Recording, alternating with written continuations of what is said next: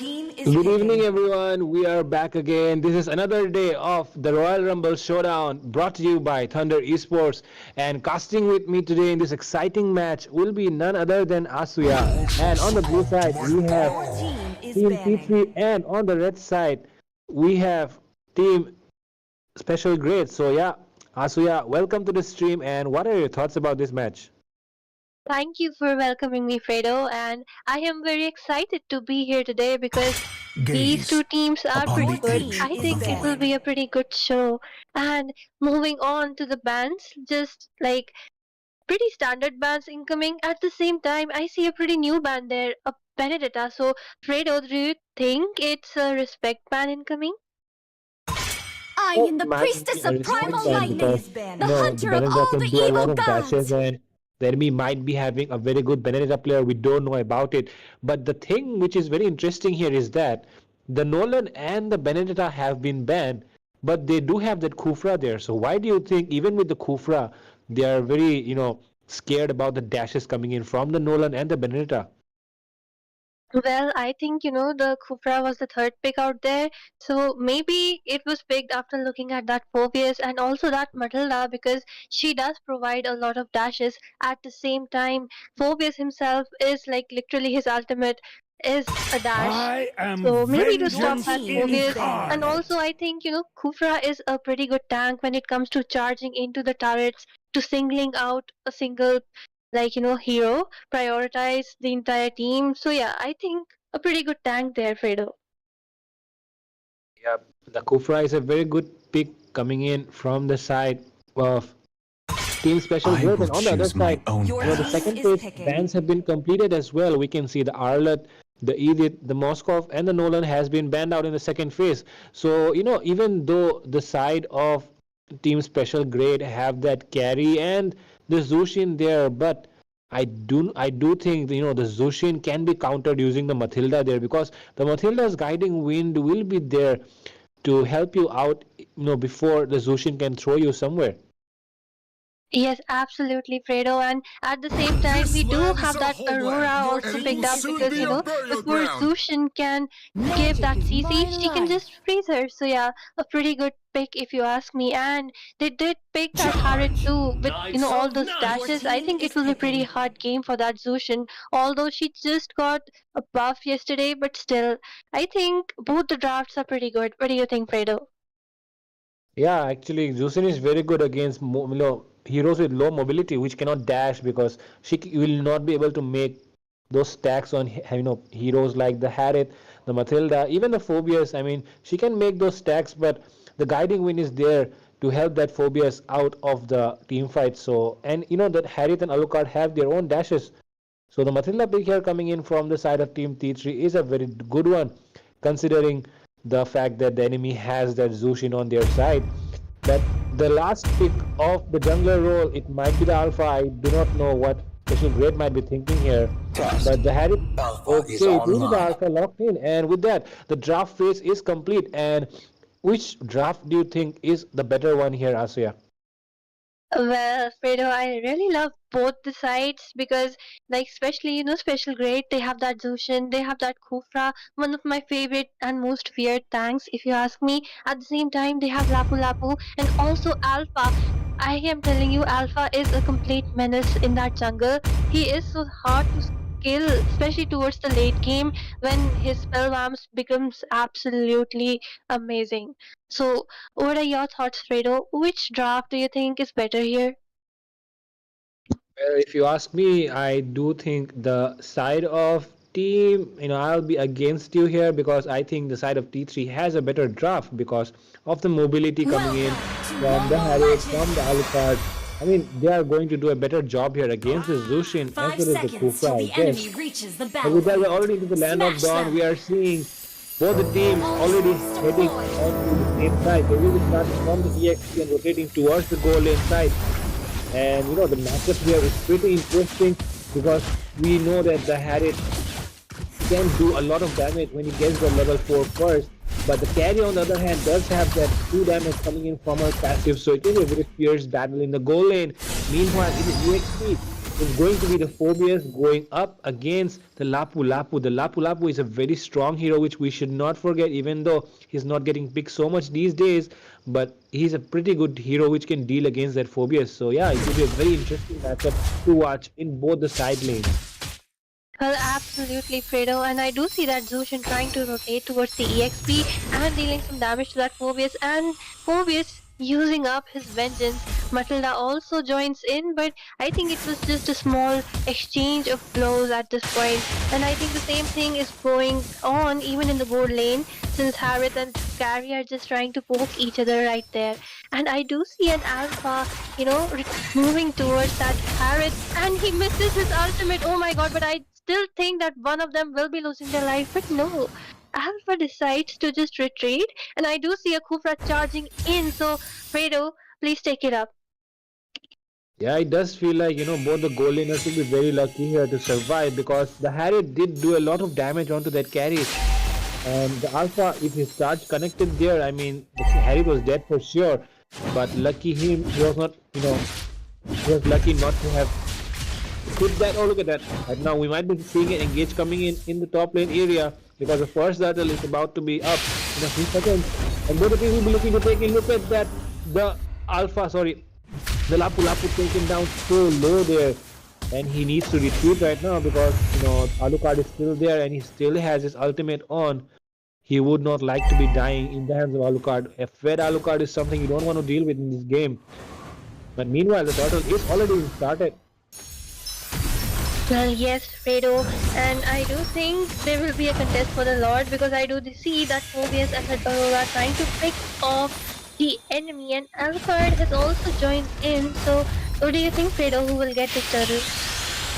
Oh, look at that! The Physics Breaker has been used onto the Zushin. The Zushin does have the ages going to survive. The team fight has already started. The Phobias jumping in those backlines, creating havoc for enemy side. And Lapu Lapu also tries his best, but the Pride of Ice is there to save the Aurora. But no, the Lapu Lapu uses the second phase of his ultimate to get that kill onto him. And with that, it was, a very bad trade coming in for the side of Special Grade, because they lost 4 members in that.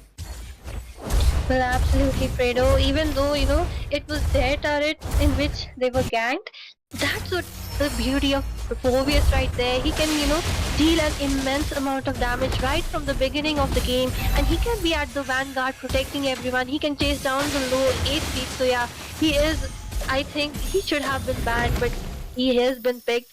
So I do think that, the blue team will be having an upper hand right here just because of that. Look at the goal lane here, the carry and the Harry. I mean, the Harry just took down the carry just a while ago, but I do not think they're able to control. So look at the turtle has been taken down already, and the Spirit Breaker has been used as well. The Gliding Wind will be able to do enough to, take them away. And in that fight, the Phobias went down. Well, I do think, he was pretty low on HP, and just as you said, that Harith is dealing an immense amount of damage to that carry. I think she does need help, because in the late game with that Stallion side, he will be a menace to be dealt with. And I see Cobra charging in with that flicker, and carry trying to deal out some damage, but he just pops up his Salmon Force and retreats in a silver of HP. Fredo, please take it up. Yeah, it did feel like, the HP, I mean, the damage coming in from that carry was not enough to kill that Harith. And Harith popped off his ultimate in the right time. So he was able to escape there, and he had that Purify on him. So, yep, lucky Harith there. But the Kufra tried his best with his flicker to surprise him, but it was not enough, because the Harith had his Purify there. So next time, I guess, they have to gank him before his, Purify is up, so that they can take him down. Well, at the same time, I believe that, E3's rotations are pretty good compared to special grades, because I do see them in a, a weaker position at this point, because it's been 5 minutes into the game and the scoreboard is 4-2. So, Fredo, do you think that Harith will be taken down? Because I do see some gang engage coming up right there. Yeah, and look at that, the Kufra is charging, but the Guiding Wind is there to survive. And look at that, the amount of damage coming in from that Harry did so much damage onto that carry. The carry has to retreat there. And, but the fact is, even though the KDA doesn't seem to be favoring the side of Team Special Grade, they do have that, enough farm on their side. As well as look at the tower HP though. Even though the carry has been, the one who is at the losing side for now in that lane matchup, but the turret HP is very low on the side of that Harris. So just one hit on the turret is gone. Well, absolutely, and I do see that Harris recalling in the face of that carry and dealing a lot of damage. At the same time, a fight is going on for the turtle, and I think that Alpha using his ultimate will be able to secure that turtle. At the same time, that Lapu Lapu getting the killing spree. Do you think that Phobius will be able to take them down? Just feels like Phobius might be able to take him down. Yep, the Aurora is there to clean up the mess, and look at that, the Lapu Lapu down so low. He does not have his ultimate. He has to go back. I do not know. Okay, his ultimate is there right now, and he will be looking to take that fight against the Phobias, but I do not think he has enough damage at the moment to do so. Will Lapu Lapu be able to survive? He has that Matilda to help him out, that Phobias. So the Lapu Lapu, okay, somehow barely able to manage that. But Alucard though not able to secure the kill on that Zushin. Khufra was there to protect him.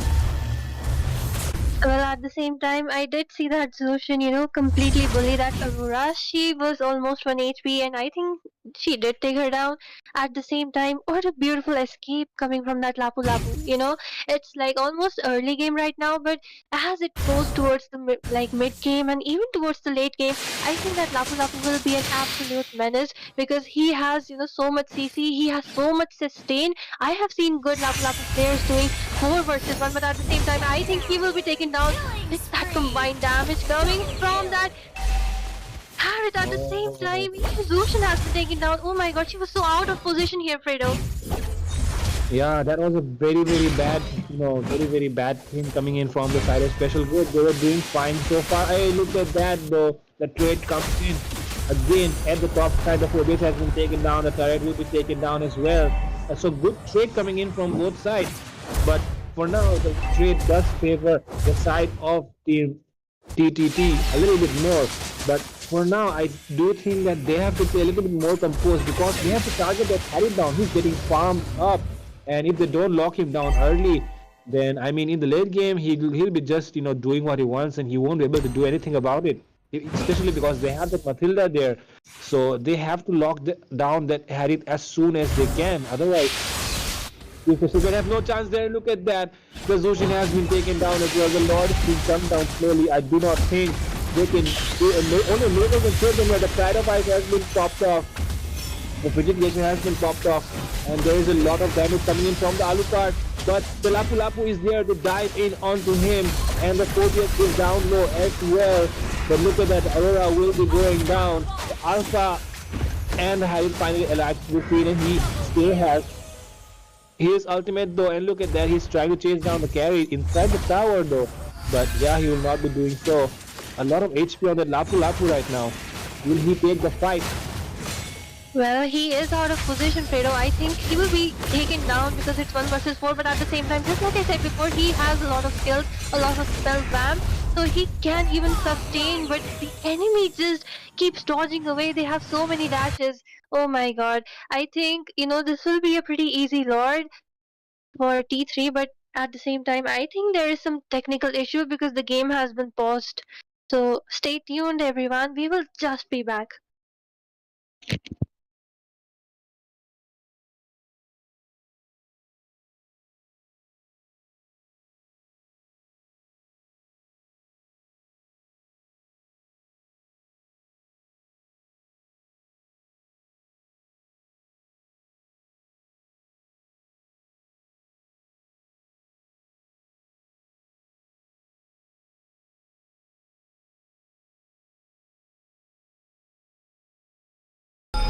So, you take it, Asya.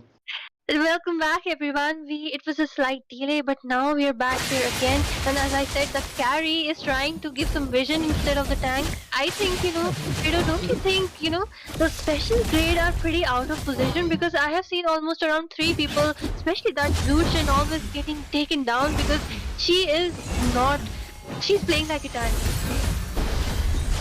Yeah, it comes down to that Kufra there because the Kufra is not the kind of hero to go front and check those bushes. He's the one who comes in from behind and tries to surprise the enemy. And look at that, the Fidget Glacier connecting onto the Lapu Lapu. Lapu Lapu is down so low.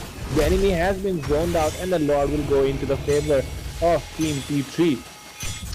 The thing is that Uh, in the in that composition they do need someone to go front and give that vision for that Kufra to jump in at the right time, because the Kufra, I mean, if you can see him charging, then there's no use of that because you can dodge it out easily. On top of that, the enemy has a lot of dashes. So that is why I guess the Zushin and the carry are giving him vision, but I guess the Lapu Lapu or the Alpha should be the one doing that. Well, yes, Fredo, at the same time, I do see that Cobra missing on to a lot of his skills, his tyrant's revenge and his tyrant's rage. Yeah, and at the same time, look at that damage coming from that turret. He is absolutely farmed, and this 2 damage coming from his is absolutely insane. And although I think this is the first Lord, so they will be able to easily defend it, Fredo. Yeah, I mean they do have enough, enough. I won't say very good, but I guess enough lane clear on their side because the Zufin does have a lot of poke damage as well as the Lapu Lapu can deal a lot of damage going in the corner. Okay, and the jump, nice jump connecting onto it, but it is a phobia, so it will not be of any use. I mean, it was, it could have been a very good jump if it connected onto the Harris or the Matilda there or the Alucard up there.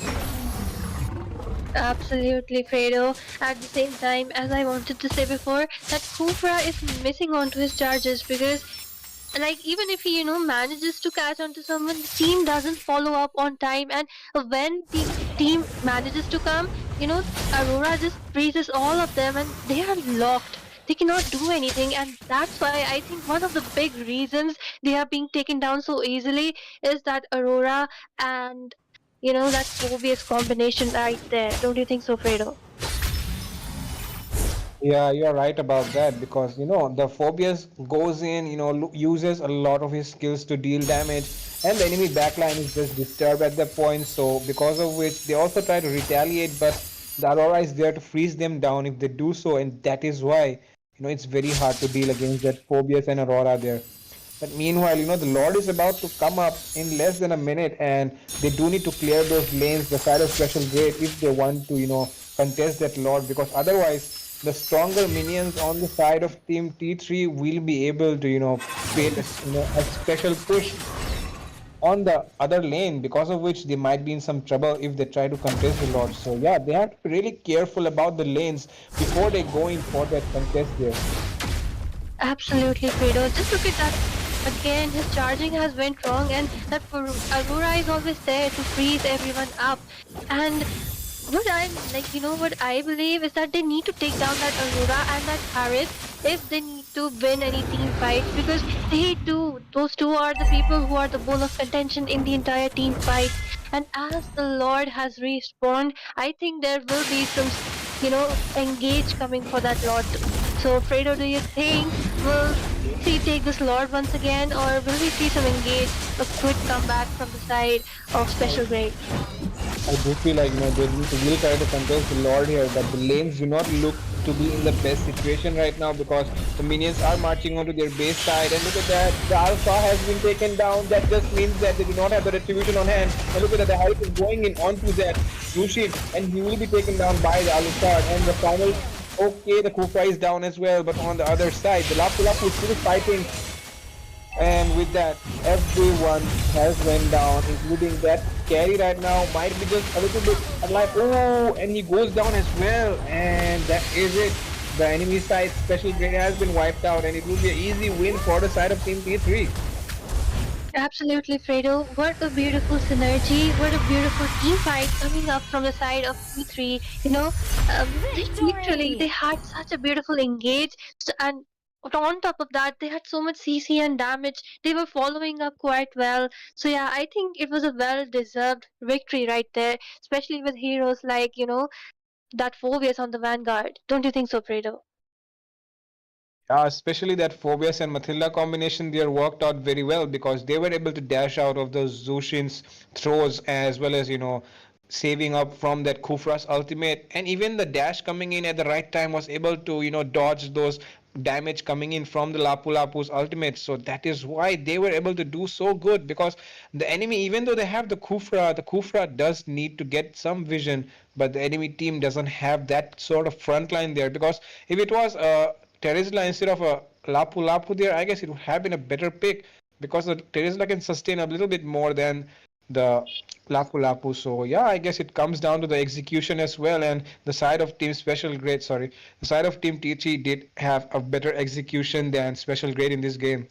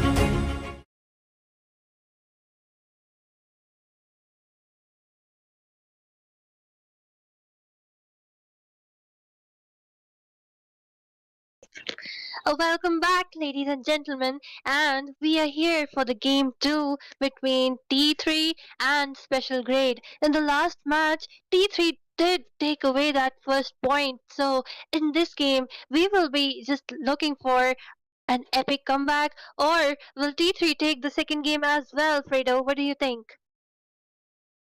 Well, it does seem like T3 were a very good team in the last game, so it will be a very hard job for the side of Special Grade to take away this second game. The So it hunt will be a very interesting begins. Your because team is Special Grade picking. have to give their best if they want to secure that spot in the semi-finals. And right now, we are seeing the bans have already taken place in the first phase. Who It said will be there are no Harriet coming in shortcuts in because we life? did I guys literally invented Harriet one. very annoying in the last game, was able to dominate that carry even in a 2v1 situation.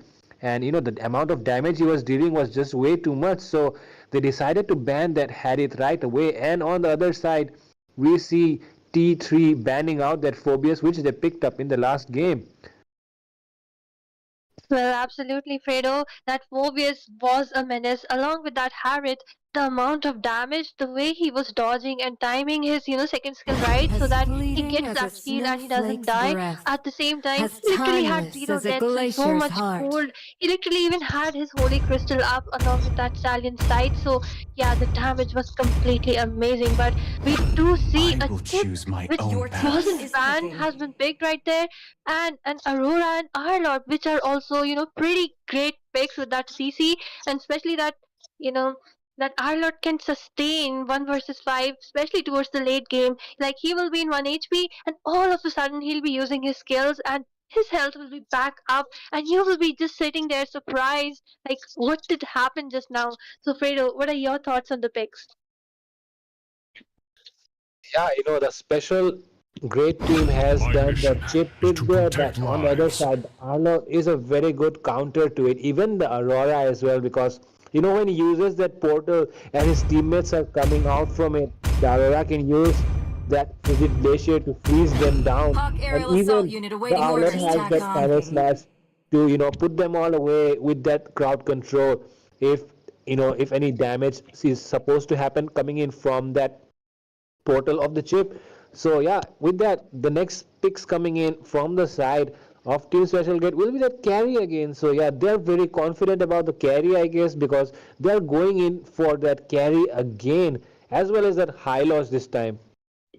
Well, Fredo, if you ask me, that Hylos in the EXP lane, I think he is pretty weak because he doesn't have any dashes. He can just be up front, although he has a lot of HP. He can just be there dealing some amount of damage. Sometimes, like there is that Aurora. If he wants to take, down or deal damage to some priority targets like that Aurora, he will I not be able am to reach her. He will vengeance Your just, team be is incarnate. frozen in banning. between. So yeah, I think it is a pretty weak EXP pick, but at the same time, it also depends on the team. It depends how well they are executing their entire gameplay together. So yeah, and one more thing which I do want to mention about a Hylos is that he can cushion that damage. Like when he is on his glorious pathway, especially with that revitalize, he can cushion a lot of Hope will damage. So I find a think way, Your it team even is was when all is banning. maybe forlorn. a counter to that Arlord. Don't you think so? Yeah, it feels like the Hylos has been taken to counter that Arlet, because the Arlet cannot out sustain that Hylos in the laning phase, because if he tries to do so, he will be the one receiving the damage because of the ring of punishment from Hylos.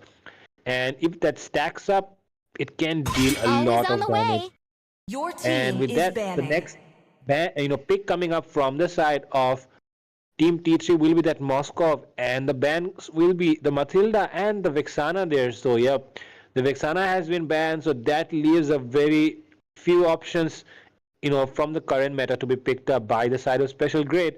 And on the other side, the Matilda ban is so crucial here, because in the last game we know what Matilda did, and that is why the Matilda has been picked out in this game. They do not want them to make those dashes and escape away when they're almost about to die.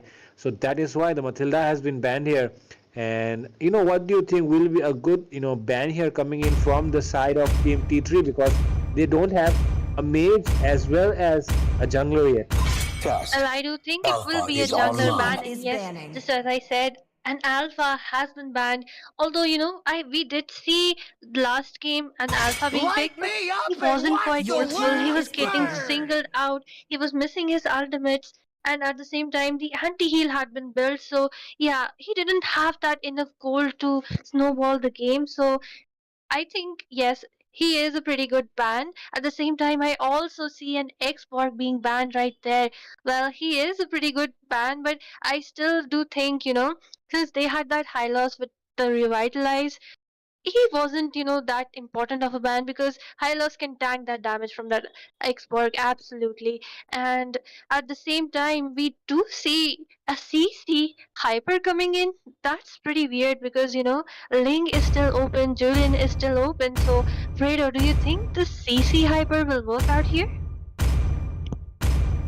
Might be a good choice, but Let's hear from the against crowd. the chip, Make some noise for yours truly. I do think that the Bane is a better option here because of the crowd control that he provides, with his deadly catch. So I guess the Bane would The have been a falling better stars brought us jungler here. pick here for the side of Team T3. But they took up that CC, which is also quite good because the CC did receive, uh, a buff in the not the last patch, but the second last patch. Her physical defense as well as the magic defense, her defense has been reduced, increased overall, as well as the cooldown of her skills, so it allows her to deal a lot more damage while tanking a lot more.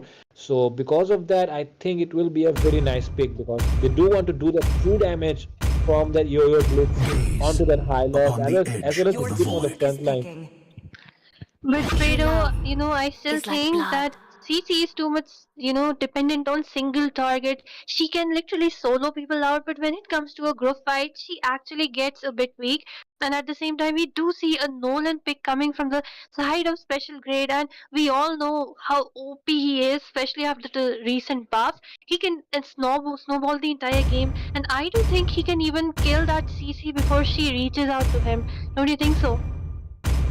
Yep, I do think so that he can kill that CC, but the CC has her dash to escape the damage coming in from the fractures.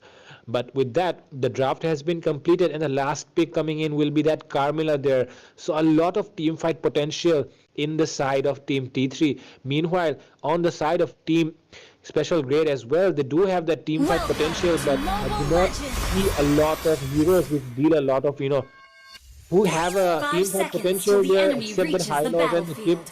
because Smash them. the backliners which are that Mage and All MN, I troops do not think they deployed. are much damage dealers as compared to the enemy side. Well, absolutely. And I think that tip will be pretty crucial in all the team fights right here because I truly believe that, Special Grade needs to take down that Aurora. They need to take down the back laners. So if Chip uses his ultimate, while he's hiding behind and calling the entire team, and as a result, the, Mage and Marksman are taken down, it will be a pretty good play there. So I think that's the only not the only option, but yeah, a pretty good option. At the same time, we do see the carry out of position trying to bait that Moscow out, and Tip using his skill to stand that Moscow, but he's dragged inside the turret. I think, Special Grade is overextending because I did see them overextend even in the last game. Don't you think so, Fredo? I mean, look at that. He was able to take down a lot of HP by both the chip and the carry there. So look at that now, but look at that. The stun coming in from the chip will be able to lock down that Moskov, and the follow-up coming in was good as well, so he will be taken down. But oh, look at that, he has been taken down as well. The Moskov being traded for the roamer, the chip. So yeah, a good trade coming in from both the teams there. But that just means that the carry has a farm lead over that Moskov, and that's not a good sign because the carry can deal true damage as compared to the Moskov. So a wind of nature should be enough for that Moskov to survive, but it's not enough for the carry to survive, but it's not enough for them. Oh, look at that! The idol is so low. Like I said, he's not able to sustain enough damage coming in from that high loss, but he will be able to escape there. Well, just as I said, our Lord is a hero who can heal back pretty suddenly, so he does need, I think, a burst damage to take him down. Just dishing out that HP slowly won't work out, and at the same time, look at that beautiful gank Oh, coming, taking that Hylos down. At the same time, that beautiful meteor strike along with that flame shot from that Novaria was able to take that HP from that Arlot so much, but still he manages to escape in 1 HP. So I think there will be a engage for the turtle for Fredo. Take it up. wow, look at that. The turtle has been taken down by the Nolan. The enemy jungler is very low. He has to retreat right. Sorry, the mage is very low. He has to retreat right now. The highlight has stopped this glorious pathway. They're trying to look for an engage. The fracture has been used. And look at that, the CC dealing so much damage onto that Nolan there. The Hylos is very low as well. Will he be able to escape? They are chasing him down. I do think the chip is there to help him out. Oh, the meteor shot not connecting onto the CC, or else he was dead for sure here.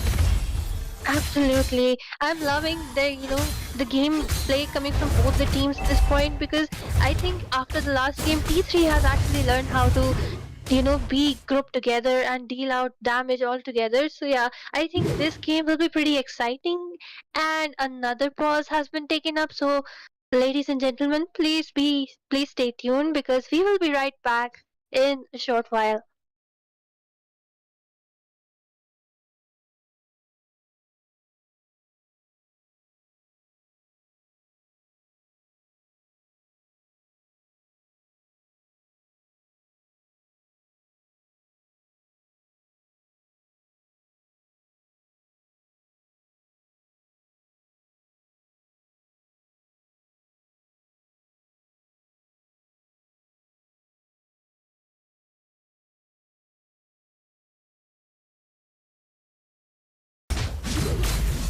Special grade are still a little bit behind in terms of gold, but it's not much. It's just 200 or 300 goals. So at this point, it doesn't matter so much. But the Moscow, they have locked. They have to try to lock him down, because we saw in the last game that Pro that stay on the Harriet was doing so good. So yeah, they have to be really careful this time to deal with that Moscow there, because he was so good on that Harriet. They do not want him to do the same with this Moscow there. And look at that, the amount of damage he's dealing onto that carry there. The portal has been popped, and there's a team fight going on in the enemy jungle area. So many skills being used. The Vixana, the Aurora dealing so much damage as well. The CC is low. The Moscow has finally arrived, but he's a little bit late to the party, so he will not be doing so much, and he'll be going back to his lane to farm. But in that fight, the roamer and the gold laner has been taken down, so it's not a good news for the side of team special grade. Well, absolutely, Fredo. A trade of 2 for 1 wasn't good on the side of special grade. Just like I said before, I think that having that chip is a two-edged sword. Not only your own team can come and help you, the other team also has enough, that portal right there in front of them if they are nearby.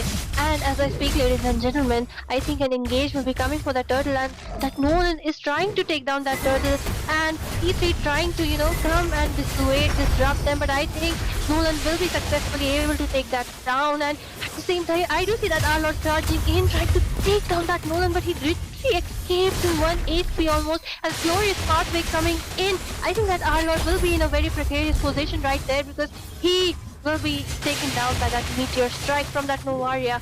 Oh my god. Like, I think this was another bad trade, because Arlord was taken down. Meanwhile, Nolan was able to escape so easily.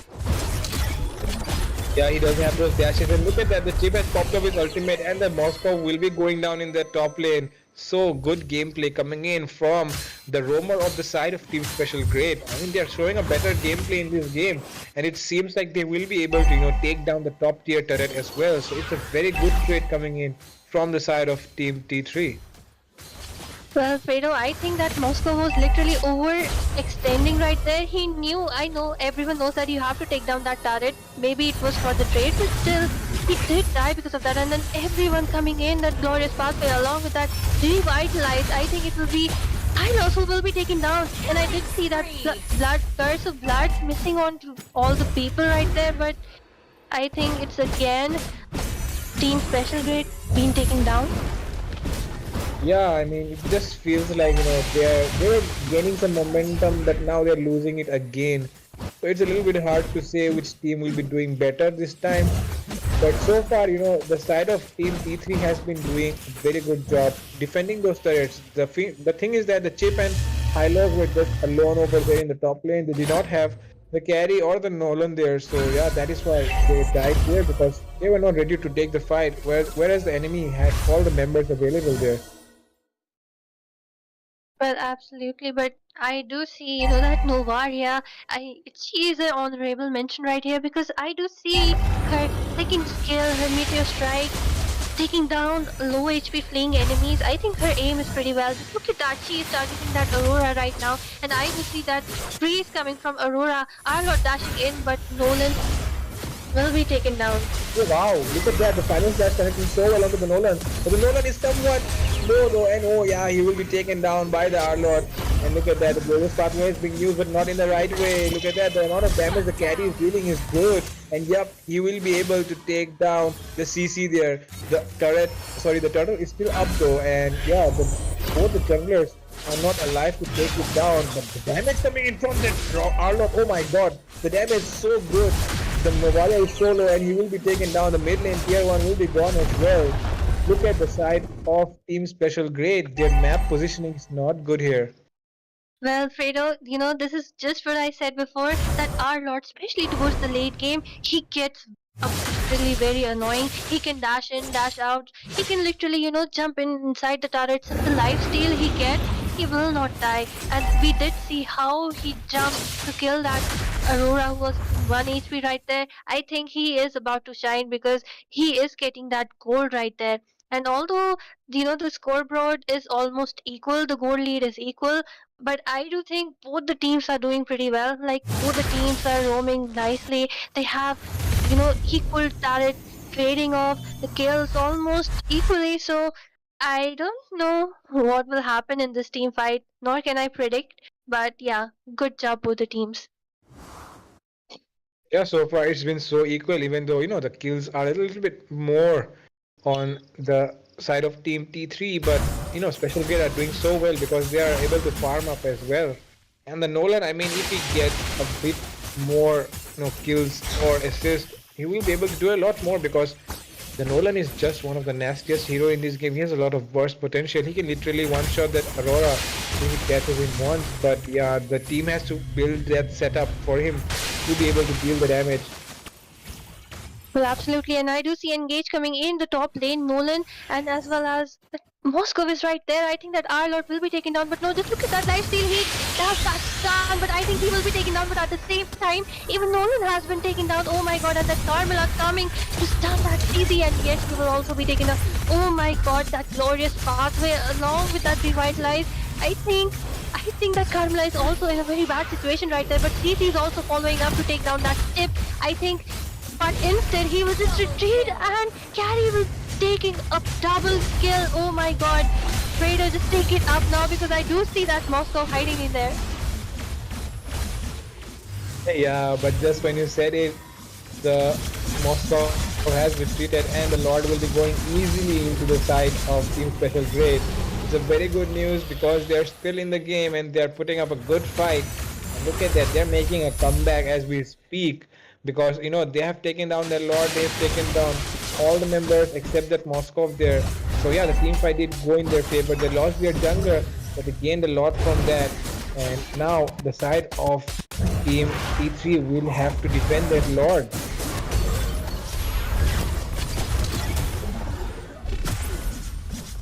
Oh my god, look at that. The way he just dodged those skills and went off, and look at that, the glorious pathway has been popped. There is going to be a fight in the mid lane. The people have been stunned. The Moscow arrives late to the scene, and look at that, the frozen glacier has popped up so well at the right time, but the Moscow will be taken down. The enemy is almost wiped out except that Arlott. Oh my god, Team Special Grade is making a comeback for real in this game, because look at that, all the members are down except that Arlott, and the turret shield has been popped as well. The mid lane will go down pretty easily right now. And the Arlott is being zoned out pretty good by the High Lord as well as the Chip here. They might end this game. Look at that.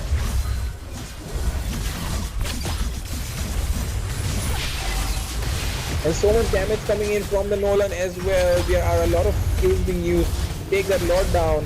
And and they will be able to successfully defend the Lord, but they lost 2 inhibitors in the process.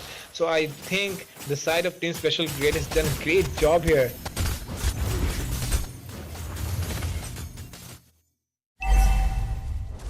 Hello, Asri, are you there?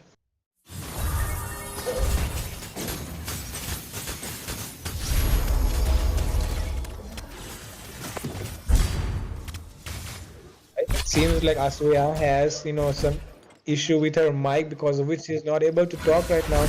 But don't worry, guys, I'll be here to cover the rest of the match. So stay tuned with me. And look at that, the amount of damage the carry is dealing now. Even the Nolan there doing a lot of damage onto that Arlet in the front line.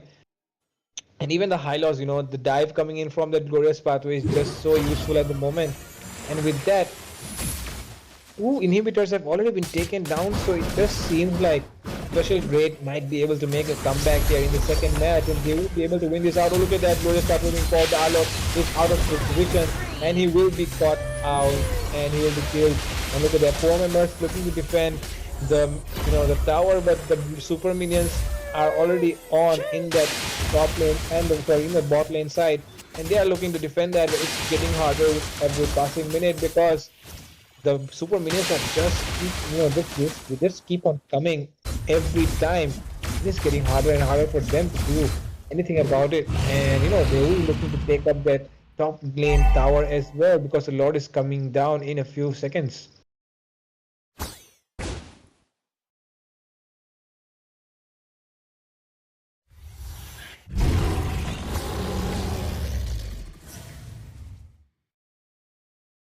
And the Lord has been taken down, guys, by the side of Team Special Grade. And Special Grade have taken down the Lord twice in this game. That is a very, very good thing, because that means that they can create the final push if they try their best, syncing up those lanes so that they can all crash at once, because they need that enhanced Lord to deal that damage onto the base. So yeah, with that, the lanes are being cleared in the best way possible by the side of Team T3. They do have that good lane clear coming in from the Arlet, from the Aurora, even that Moskov there. So it will not be an easy task to create that minion wave, because they will clear that minion wave very fast. But I don't think they will be able to defend this, but they are trying their best.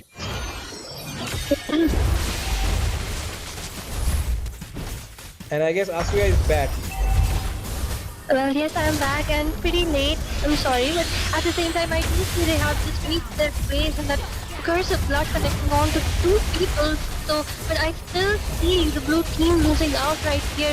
I think this game will be taken. Oh my god, they were wiped out clean just near the base. I think it was an overextension, don't you think so, Fredo? Yeah, but they do not. I mean, even if the enemy wants to end right now, they do not have the minions to do so. The Novara has to be very careful though, because I mean she doesn't want to be caught out before clearing those minions. But look at that, the CC going through that turret to clear those minions there. Oh, a nice snipe coming in though, but not connecting there. So I think they can end, but the death timers are still there. At the same time, just like you said, Novaria is not pretty good at clearing the lanes, but the team has respawned and the carrier Nolan will be, haunting them back, but I think they should just retreat at this point. They trying to take that blue buff, but I think she should just retreat, because if they defend and play, I think they have some hope left, because Special Grade did make a major mistake out there and literally threw the game. Yeah, but they have to do better this time. I mean, they are lucky because they do have that mid lane inhibitor still, even though 4 members were down. The Novaria was somehow able to defend that mid lane tower, and because of that they will be lucky, because they will not have to face those super minions yet. But on the other side, the side of Team T3 have to face the super minions, and look at that, they have successfully caught out that CC there in the top lane, and that means the minion wave is just building in the top lane area, and they will want to take the top lane tower immediately, because they need the super minions to create the push. And the amount of damage this Moskov is dealing right now is also good, because it's the late game and he's dealing a lot of damage. Oh my god, look at that. He's able to clear those minions so fast as well, but the Moskov able to pick out that carry with his Spear of Destruction. The Nolan is very low as well, he has to run away at the moment.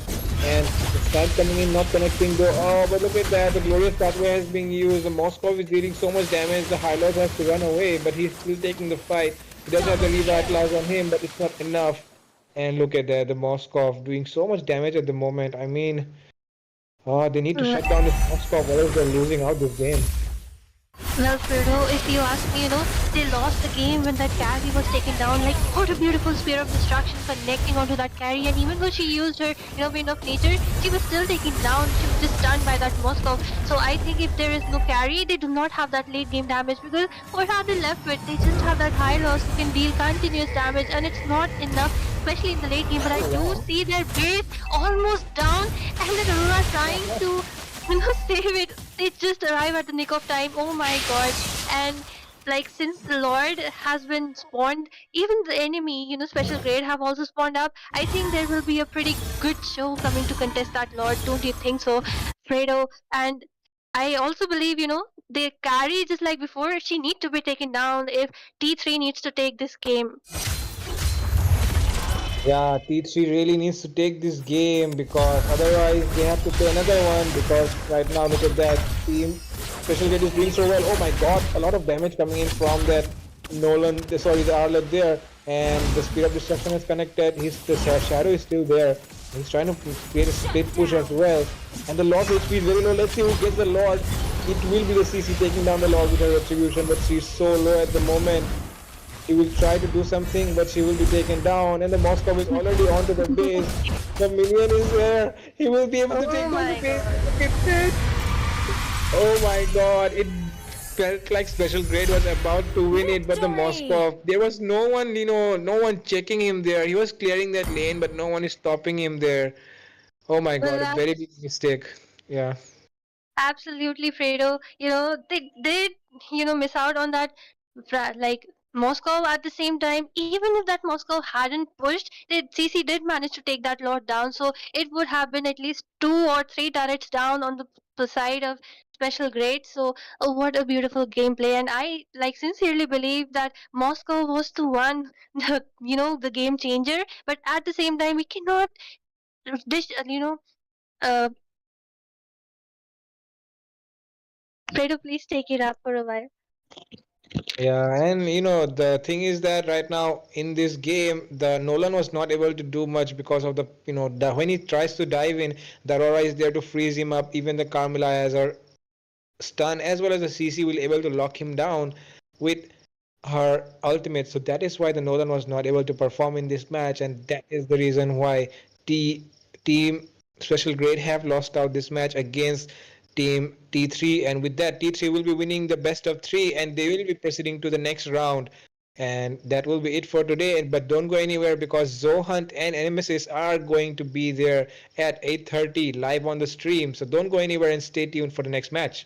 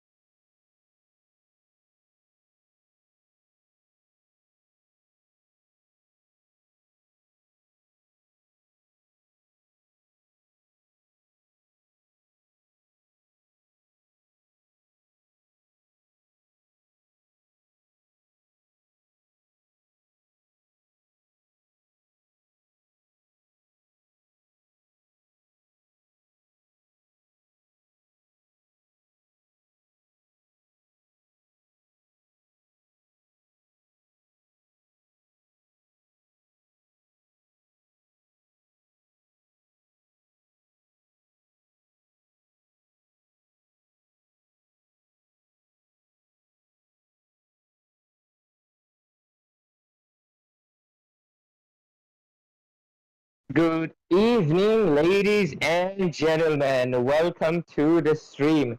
This is Royale Rumble Showdown Season 1, powered by Thunder Esports. And I am Ray, and I'll be joining you today with another amazing voice. It will be Asuya on the caster's deck as we will witness a best of 3 series between Still JHON waters run and deep. Animal Your team Sis. is banned. How are you feeling today, Asuya? Well, I am pretty excited because the red team is Amen right here, and like both the teams are pretty good. They are one of the few top teams in India, so I think it will be a great show out there. And at the same time, I do see pretty standard bans incoming. Do you think, Ray, will there be any respect bans incoming from the side of Zohant? Well, it is certainly possible there can be May respect the bans blood from of their my side, enemies Your flow but team from at the my is same time, spear. banned. I think Team Amen is quite versatile and they do not, you know, I have watched many of their games and seems like they do not seem to stick with one hero and they try out many different compositions. If I'm not wrong, they were one of the teams who went on a full fighter composition as well. So I think there won't be that many respect bans coming in, but the team Zohant is taking out the fighters, denying the fighter compositions that they like to do. Well, absolutely, but Ray, I think that Arlot ban or maybe a Hayabusa or Link could be a pretty good thing here because Magic is Aemon my is pretty good with life. that jungler, Your so do you team think is so? picking. Oh yeah, indeed they do have a really good jungler. It is three Leah, who I think have like really dominated and decimated with his Ling as well as his Nolan. And I remember he even plays the Xbox really well. So let's see how Team Zohant will be responding to his jungle picks. Will they ban, more jungle picks onto the next two bans that they have in their disposal, or they will just let it go and continue to ban out a few more The fighters. hunt Let's see. Oh, they're begins. Your going in team is for picking. the Ruby. Do you think this Ruby will go for gold lane? Or recently, I have noticed Ruby has started to go back to the EXP lane mainly because Alice has took the crown and decided to, join the gold lane instead. I Well, am the I do priestess see a of primal retribution on lightning, her. Maybe the she will hunter of change it all later the on, evil but I gods. do think she might go for the roam. She is that utility hero, just like Edith. Both of them can take over the roam. They can take over the EXP. They can also take over the gold lane. So yeah, both of them are pretty good picks. But at the same time, Ray, since Edith has been picked, she is a nightmare of a hero, especially towards the late game. I think Light after her me up recent and watch your optimizations, she world literally burn. slays. So I think a Lolita pick or an Aurora who can hard counter CC that edit would be pretty good here. But at the same time, I also see an X-Borg taking up by that Aemon. So Ray, do you think that I didn't what feel will pain. like I will harness these two it. combinations be Always on the something way. bad for the Your other team team? is picking. Well, so far it does look a little bad and a little good. Well, the reason is simply because they did not pick out the Lolita to counter that Edith, nor did they go for uh, Aurora to hard CC that Edith. So Edith has a really good opportunity to use her primal rats onto the enemies and melt them as fast as she can. But on the other hand, they did pick out the Mathilda, who Sweet will be adventure able to, starts here. disengage any of the team fights if she uses her second skill well. And both teams seem to be going for healing compositions. And I think Mathilda, instead of being a strategic pick, I think it was to deny the X board, the Matilda board combo, the shield composition. I think they want to deny that since they are probably not gonna go for a Esmeralda as the jungler. So I think it is very interesting to see what they will be going for the last two picks because Xbox so far hasn't equipped the retribution, so it is very possible he will go for the EXP lane or maybe not. So we'll just have to I wait and am see and what vengeance both of these incarnate. teams will be going for their jungler because the Ruby also hasn't changed his spell yet. Well, Ray, if you ask me at the same time, I would like to comment on that Valentina pick right here. You know, she has Edith's ult, she has that universal hail coming from Florin, she has that last insanity, and I have seen, in one of the My tournaments, mission that is to Valentina protect Your playing team an lives. is insane banning. game with that last insanity. The X-Borg is supposed to dive into the backlines and take down the mage or the marksman or the people who are running away in low HP, but instead I saw that Valentina use that ultimate better, taking down a Vexana from the back line. So yeah, a very good pick, even though Aurora nor Vexana was picked, since they are meta and they have that CC, the chain CC, which is crucial when a team fight takes place. But Valentina, her, even though all the nerfs she received, she still stays as that evergreen hero in all the tournaments. Yes, absolutely. I think her kit itself can always stay evergreen because to literally steal the ultimate of a hero is just really broken Your in team concept is and banning. in game itself. And I do see, a little bit of an odd banning coming in from the side of Team Zohant. It is the Hylos. I, do not think that a team composition with Xborg and Edith would be, and as well as a Florin would be going for Hylos because he doesn't really have any spot left to be taken. But at the same time, I think Zohant has done their homework because they have seen Team Aemon go for a full-on tanky fighter composition, and they are trying to deny that. Perhaps they do not want to pick up the carry, and they have a different strategy on their goal lane. Don't you think so, Athea? Well, As absolutely, but at the fleeting same as a time, just look snowflake at that Florin picking. with the As retribution, that timeless Ruby as with a the glacier's retribution. Both the heart. teams are trying to troll the audience, I think. Sir, But at the same what's your time, command? they might Your have team thought is that picking. Xborg would be going for the jungle and Edith would be going for the gold lane and Rome goes I to will Florence. choose So my that's why own maybe they path. planned that Hylos to go to the EXP lane. But yes, we do see a Fanny pick coming so early into the game, even though, I think that Arlott pick was a pretty late pick right there because picking a Min Sitar or even a Kufra could be, a better option here. Yeah, I mean, a Kufa would have been a much preferred option. With the Tyrant's Rage, he can immediately dive in onto the Florin, who is extremely squishy in the early to mid phases. So, but at the same time, I have seen Dusty Mizo's Ardot perform well, so I'm really curious to see how he will perform in this game, Gaze as well upon the as edge of Your the Prime team void. is locks on picking. to that Nolan, that early snowball king for the side of Team Zohan against the Fanny of Team Aemon right now. And I do agree with you. They could have went for the Fanny as a last pick. So I think that is a very, very strong pick coming in from the side of Team Aemon right now. Let's see what they will be proceeding to pick for the mage of the side of Team Aemon, or are we going to see another full fighter composition from the side of Team Aemon? Ray, one more thing which I wish to mention here is that, I did see Prime on that Nolan yesterday, and he was an absolute disaster. The Even the way he was strongest playing, of the way he turds was fail to farming was claim pretty me. good. So I think that Nolan has a chance to snowball the entire game, especially, because that Fanny does need that blue buff. So but at the same time, wait, I do see the Eamon with a signature Fanny with a petrify. I have seen her, almost around three Mhm. games, and she is an absolute disaster taking down the back lanes. So I think that Valentina should be careful because the Bane has been taken as the jungler. Team Amen, really, really surprising us with their drafts as usual.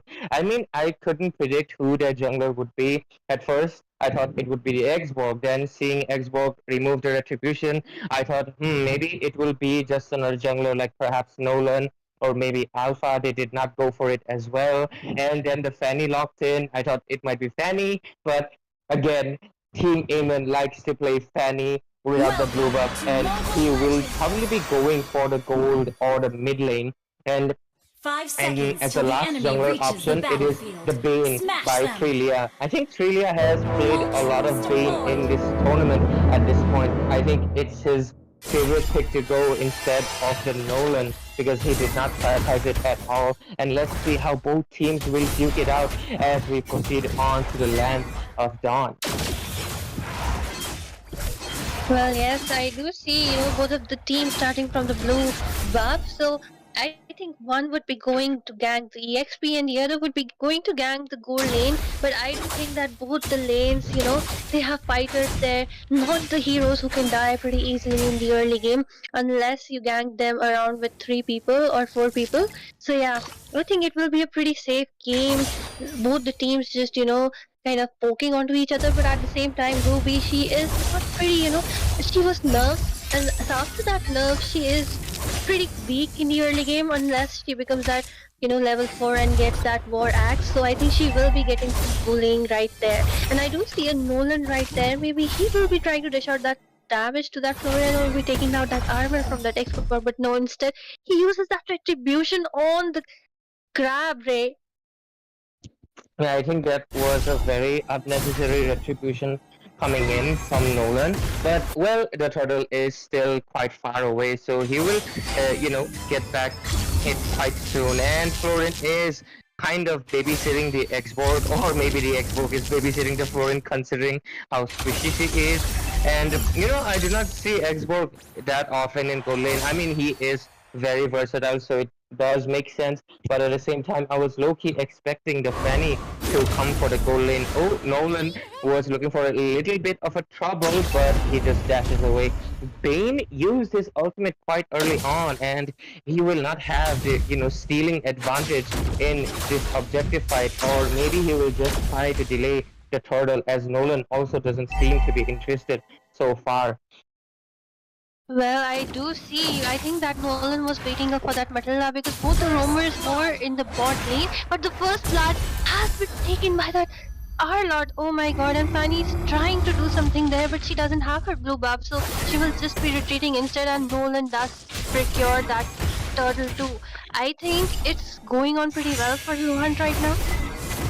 Yeah, definitely. I think Fanny should have went to the gold lane, in my opinion, because Fanny, she's also kind of reliant on the items and the snowball. So in the mid lane, where she's not getting that much of a goal, is a little bit of a loss for the side of Team Amon. They usually go for gold lane Fanny, so I'm not sure why they decided to change it. Perhaps they want to bully the Ruby with the X-Borg, but at the same time, Ruby has spellcraft, so she will just heal inside a turret without any issues, and they are kind of suffering for it until they were also able to secure a kill onto their side by the Fanny itself. At the same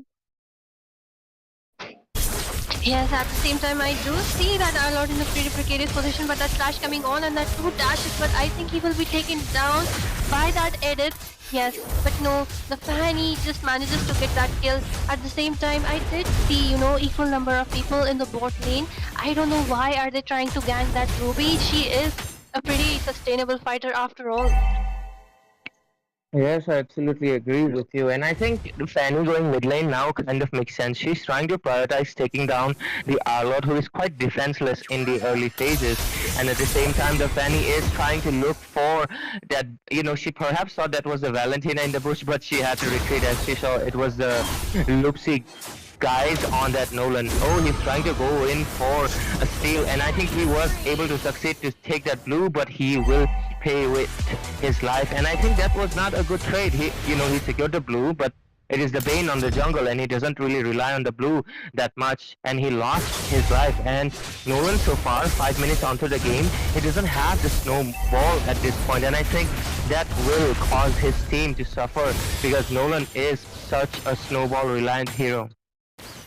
Well, absolutely. That was an overextension coming from that Nolan. Especially, he has pretty good farm, but he did end up leading to that Bane and that Fanny. And look at that Fanny, she is being so useful. Just like I said before, she is pretty fast at her rotations, and I have seen that Fanny in the earlier games too, rotating and helping both all 3 of the lanes, and dealing that damage, that speed, and that cut throat.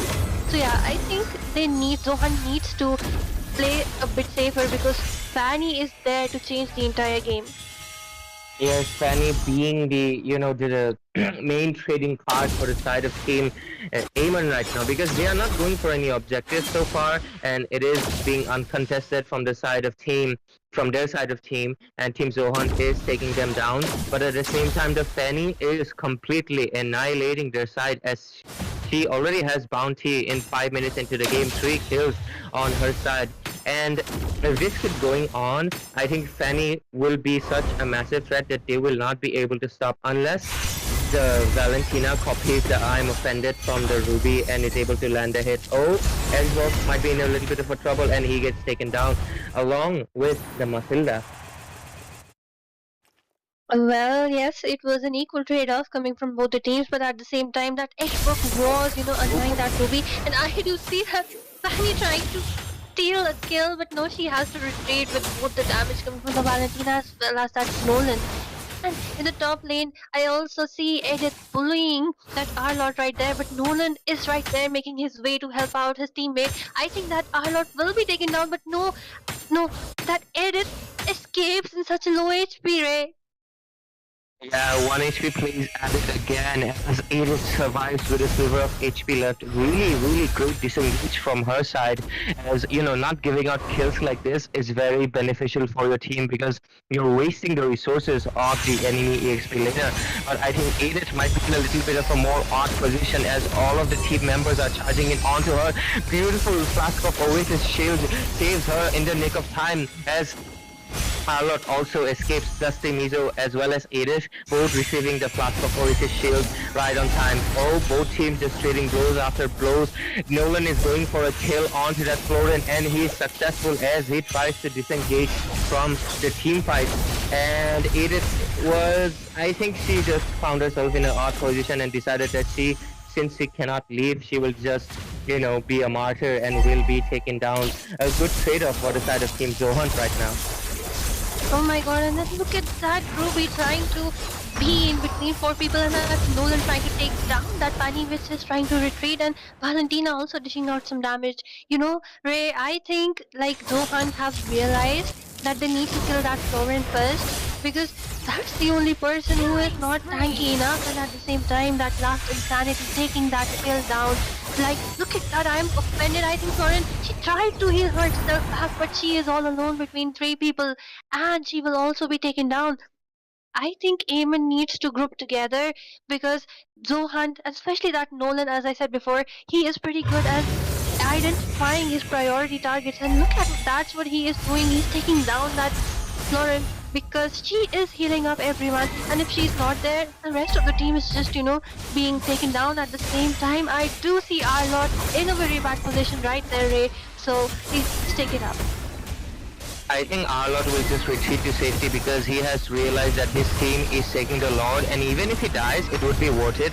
But anyways, he just escapes without any issues as Team Eamon, they are, doing well with the Fanny, but other than that, they do not have a single objective on their side. They also lost a turret. Like, all of the outer turrets on the side of Team Zohan are still available, and Xwork is also probably be taken down by the Valentina, who's onto a mega kill. But I think she will finally be punished for her non-stop onslaught as she is shut down. A bounty for the side of Team Eamon. Well, absolutely. Just like I said, Eamon needs to group up together and take that shelter of the turrets at this point because I don't even see that Vayne use his ultimate, And just look at that Ruby. I think she will be taken down, but no, that Flask of Oasis comes in handy. And as the Lord approaches from the bot lane, I think they need to clear it out. I do see Eamon losing out on the objectives. The turrets have been taken down. And like even though the gold lead isn't, much, but still the 4K lead is still there. And I think that mid lane turret will also be taken down along with that Xbox because he is overextending their race.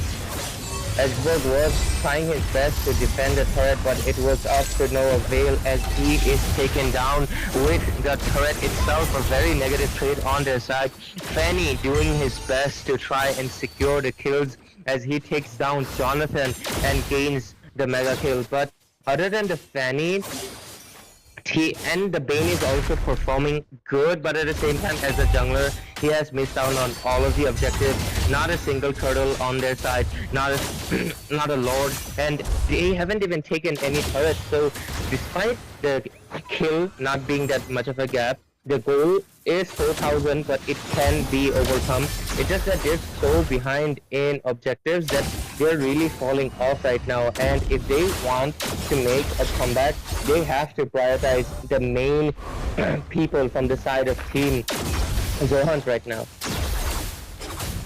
Well, absolutely. I think and that one main people is that Nolan. And just look at them. They're taking that Bane's buff away. They have opened up the map for them. Absolutely dominating. Their synergy is so well.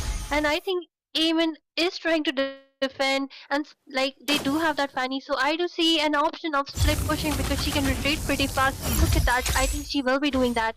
And yes, you know that Ekborg, he is not playing, you know, what he should be doing is dealing some damage and protecting his armor and then at the end taking down that Nolan or even, their mate, but he is not doing that. He's just popping his last insanity right at the beginning, and as a result, he's being the one who's been taken down first. At the same time, I don't see that Edith stacking up her passive before using her ultimate either, so Ray, please take it up.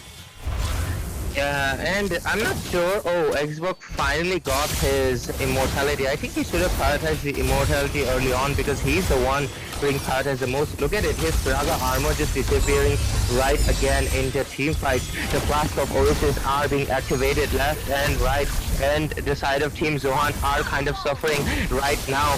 And I think it will almost be like semi wipeout as Nolan is the only one left. I mean, this is what I'm talking about. Why do not Xbox users go for the immortality? Like when, despite losing his Firaga armor, he didn't die and he was able to dish out all that damage onto the side of Team Zohan right now. I mean, look at it. His Firaga armor is lost again, but he can still keep on fighting. So I do not understand why people do not prioritize the immortality after all, especially considering how much he was marked. I mean, look at him. He has 5 deaths under his name because he was marked by Jonathan on that Matilda, as well as the Valentina who was using IMU and copying that last insanity.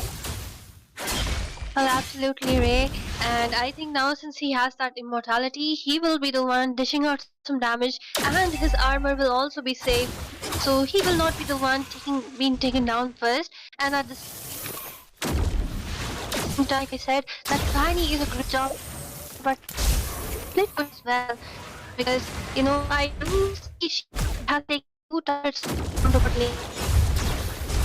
I think there might be a little bit of a lag issue on your other end, Apriya. But anyways, I'll be taking it from here. A beautiful I am offended coming in, but it was the Edith who just goes away without any issues. And the Fanny being unmarked throughout the whole game is really showing her colors right now. She is absolutely on the legendary as she takes down one of the key players on the side of Team Zohan, turning the tides completely as Valentina is absent on the Land of Dawn and the side of Team Zohan being forced to retreat. They are trying to defend, but they do not have enough resources. The Xbox immortality still exists and he will be dishing out that true damage, as well as the Iris Primal Wrath is coming in as well. Ruby was in a bit of an odd position. Oh, that damage from Bane's Blade of Despair, that first skill bouncing onto her, was able to take down time on that Ruby as Team Eamon is making the comeback completely, but they need to watch out. I think they are overextending as Valentine is onto the scene with that last insanity copied from the Xbox.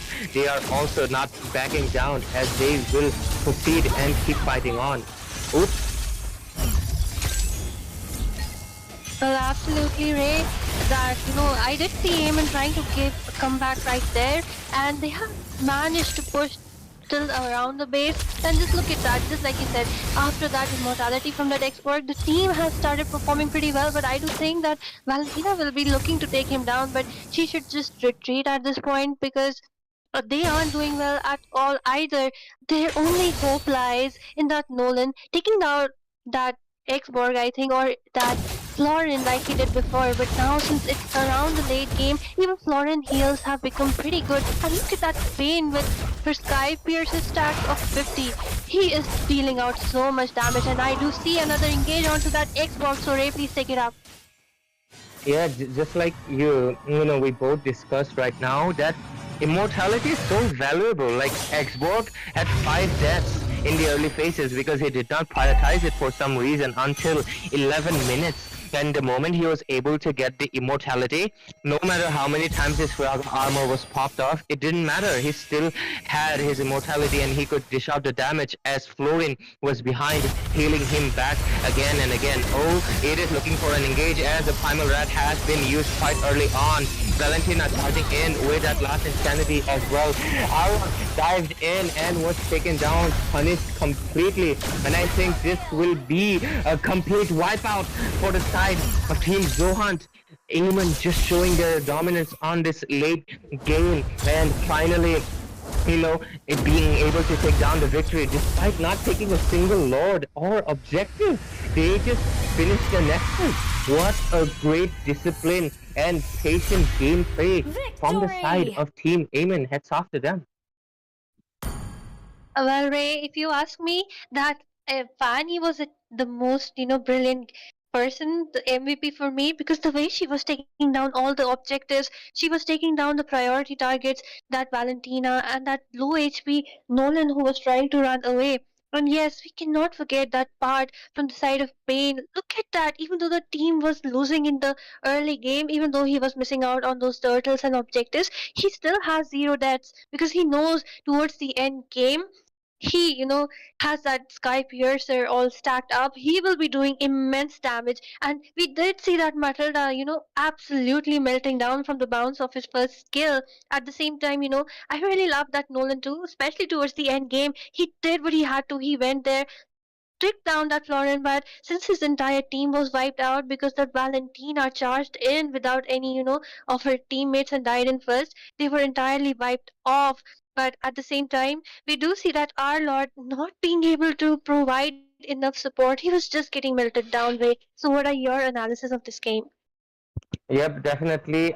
You have given a great analysis, and I'll just add my 2 pointers. And it's basically that Team Amon really knew, what their capabilities are. They knew that their early phase is weak. They are facing off against a Nolan who, once given the early snowball, will not let them make a comeback. And that is why Bane played it safe and didn't go for a single objective. And their patience showed its value as Fanny was the one doing the early engages, and once it reached the later phases, Team Zohan really didn't have enough damage to take most of their members down, as Florin's heal was also massive. But anyways, the victory, the first match point, has been taken by the side of Team Amon, as we will proceed on to game number 2.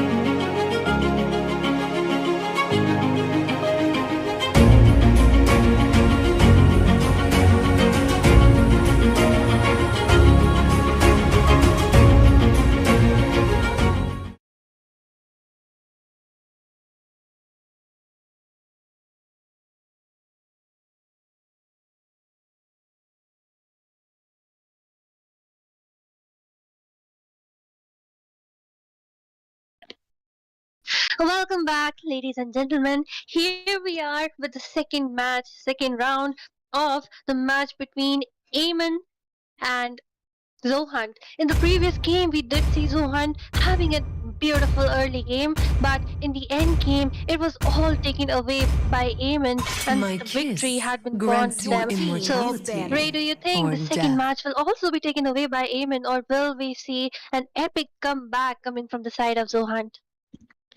You know, it is very funny that it was I Aemon who am the was priestess really of laying primal low in the lightning, early the phases. It hunter of was all the only the evil Fanny who gods. had the mega kill until 15 minutes onto the game, and that is when the tides completely turned around, when Xborg finally got his tankiness and Florian had sufficient enough heals, and they were the ones who made a comeback. So right now, Zohan is the one who needs to make a comeback onto this game, as they have realized the strategy that the team Aemon is going for. It was the patient wolf, waiting to strike. And if Zohan is able to deny that late phase and prioritize on the early ganks again, because they have, understood what team Aemon is going I am for, not he the only might be one that Your able to team secure is this practices victory, banned. chains. unless it gets denied again by the side of team Aemon. And that is my thoughts on this so far.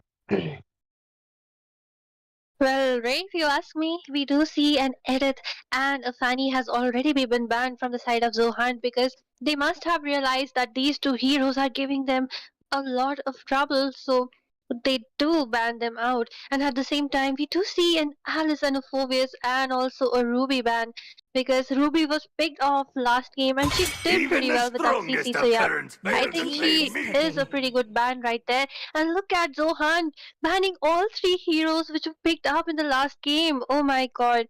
Ray, so what do you think would be the first pick here?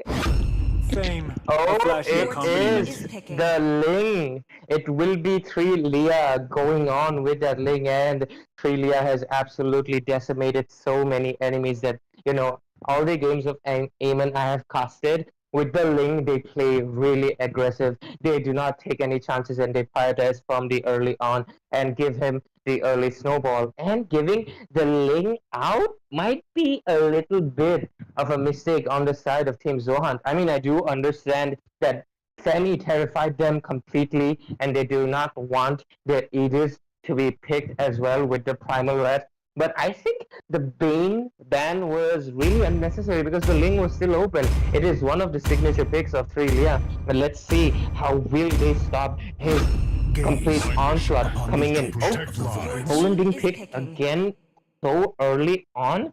What do you think of that, Asiya?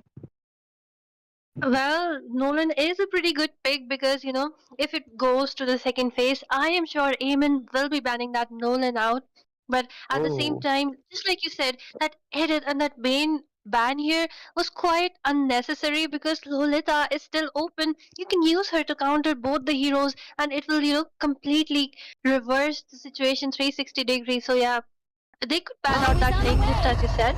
And Your that team Terizla is too, because Yes. picking. both of them are pretty annoying Respect. heroes. And we did see how good Matilda was in the first game, so even she could be have a pretty good ban Magic here. is But my what's life. done Your is team done. is Let's banning. move on ahead, and we do see a Harith has been picked too. So what are your thoughts on that Harith pick? Because we did see him dominating the first game, Ray.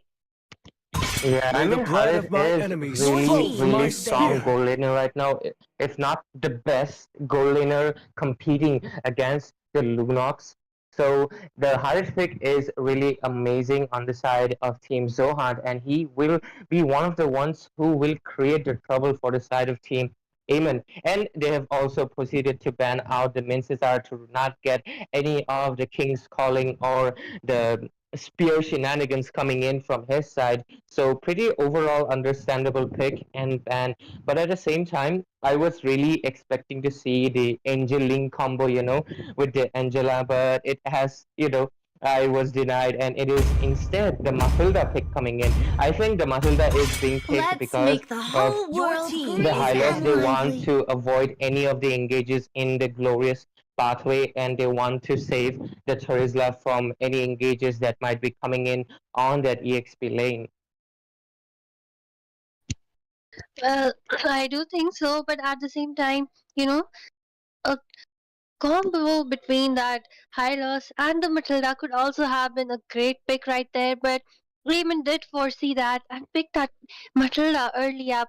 But Angela is a pretty good hero, especially that combination between Angela and Link is pretty OP. But at the same time, while she is helping the one person out there, the rest of the team is lying naked, vulnerable. So they did go for that Matilda who can give the shield to everyone around the Hope will area. find a So not way. a Your bad pick team, even either. when all But is at the same time, forlorn. Ray, like I was gonna say that Vexana is open and even Aurora is open. And since Vexana has been banned, I always prefer to ban that Aurora too as a trade off. Do you think that will be the ban or will it be something else? Because so many other meta heroes are still open. Yes, I think it is very possible, but Team Amon seems to have a strategy of their own right now, as they have banned out the Florian because they understand that despite Mathilda's shield, it is not sufficient enough against such a scary healer like Florian, and they have proceeded to ban her out. It could be an As Aurora. fleeting as a Oh, there we go. It is snowflake the Aurora breath. and As Vexana bans timeless coming as in a from both sides. glacier's Their heart. predictions were right. I think Aurora was also banned in the previous game, but Vexana was not picked off. After all, I think they did not want to give out the Eternal God to the Valentina that existed in the previous game. And let's see what will be the mid laners for both teams this time. Will Amon go for another unconventional mid lane, or will they just proceed to pick another mage? Well, Ray, if you do ask me, CC rules this meta. The more CC you have, the better it is because the enemy is denied of their actions. So I think a mage like Luoi could be a good option here.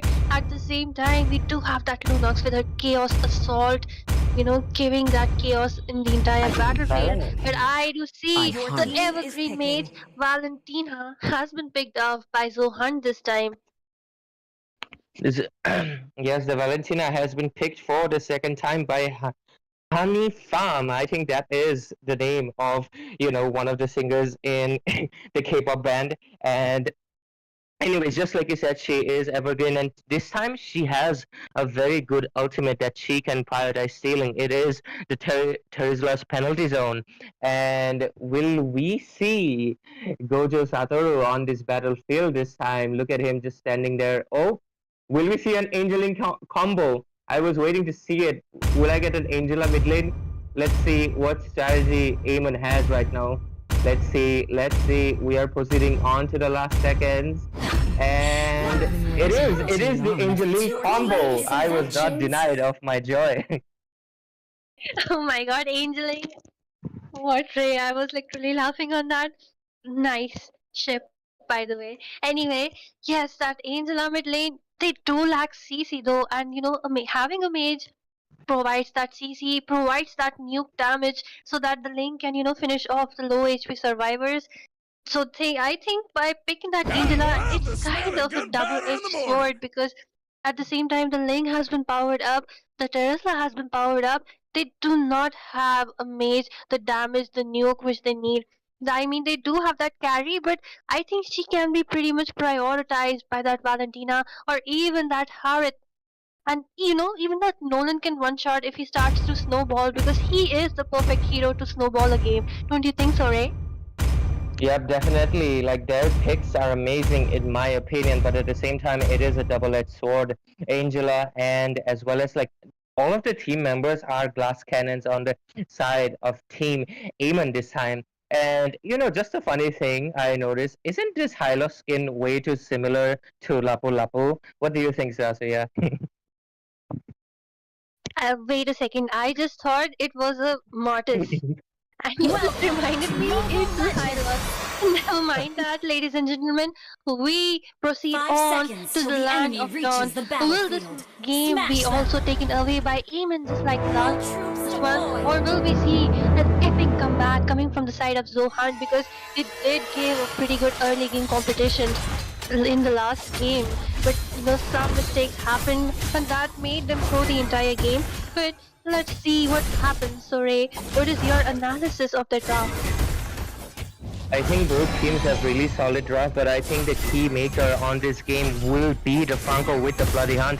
He is the one that can immediately prioritize taking down that Ling. No matter how much he dominates, as long as that bloody hook and that bloody hunt comes in, he will be able to take down that Ling easily. And I think Matilda is a little bit AFK right now and is not able to provide the backup onto that Ling.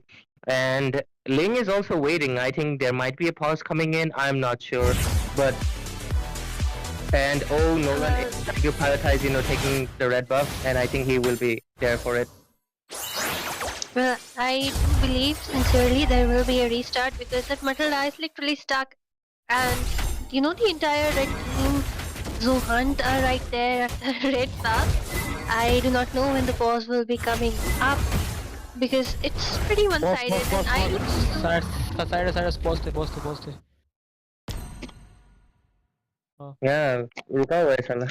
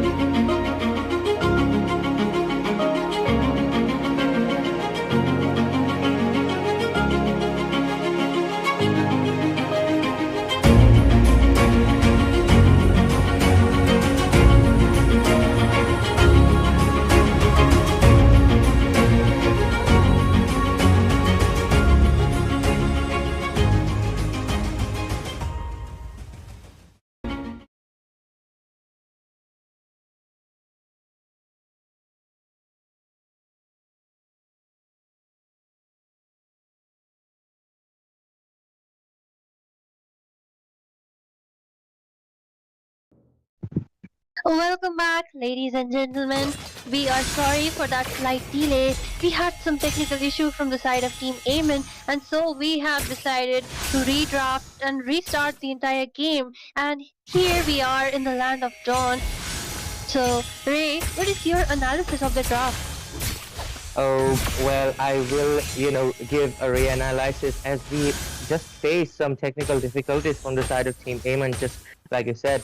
So far, like I believe, like both teams have a decent draft, but Team Zohan has the advantage with the Franco. They have one person who can lock down any of the troublemakers from the side of Team Amen. It can be the Link, it can be the Angela, it can even be the carry. So things are looking good for the side of Team Zohan with this draft this time. Well, absolutely. Ling is a hero who needs to be, have a hero who can lock down. And yes, that's why they have decided to take that Franco. But I do see that Franco, hooking around without anything in aim. But at the same time, I do see that Terizla and in that Hylos trying to play safe. And I do think they will be rotating towards Hylos, but I don't think so that's much of a use. But at the same time, I do see that Nolan trying to take down that Ling, and Ling is in a very low HP, so he has decided to recall.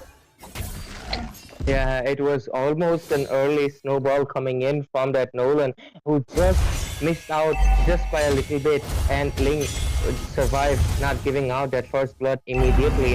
And I think on the side of Team Amen, they just need to do that. They need to avoid any form of snowball that can be coming in from the side of Nolan, because if they give out the early kills to him, oh no, I think he might be in a little bit of trouble. Oh, but Flicker used the Hylos also waste his glorious pathway, and oh, beautiful look coming in from the side of that Franco, but he wasn't level 4. He is able to successfully take that. Oh, so many ultimates being used left and right as Terizla uses penalty zone, and Valentina using that IMU, taking that hopping. Oh, that bloody hand coming in as well.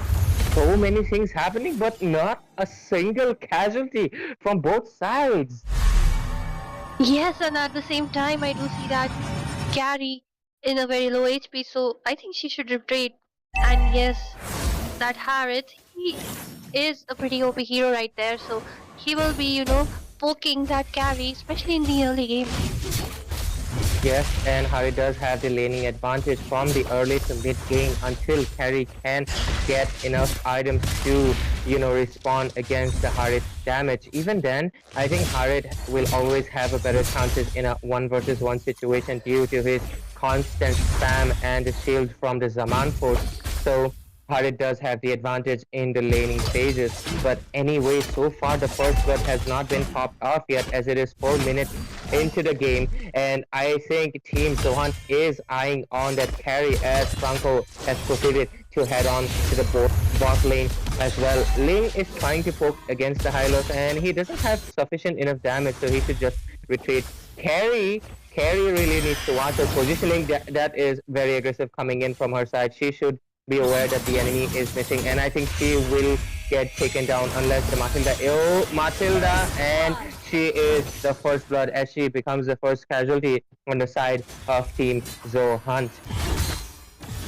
Well, we did see the same thing happening even in the last game. Zohan has that beautiful roam, which is better. Just look at that. They had almost 4 people in the bot lane to take down that Matilda, and they all are still there. Meanwhile, I also see that Hylos is in a bad position, but the glorious pathway hasn't popped up, so I think he will be safely retreating in 1 HP.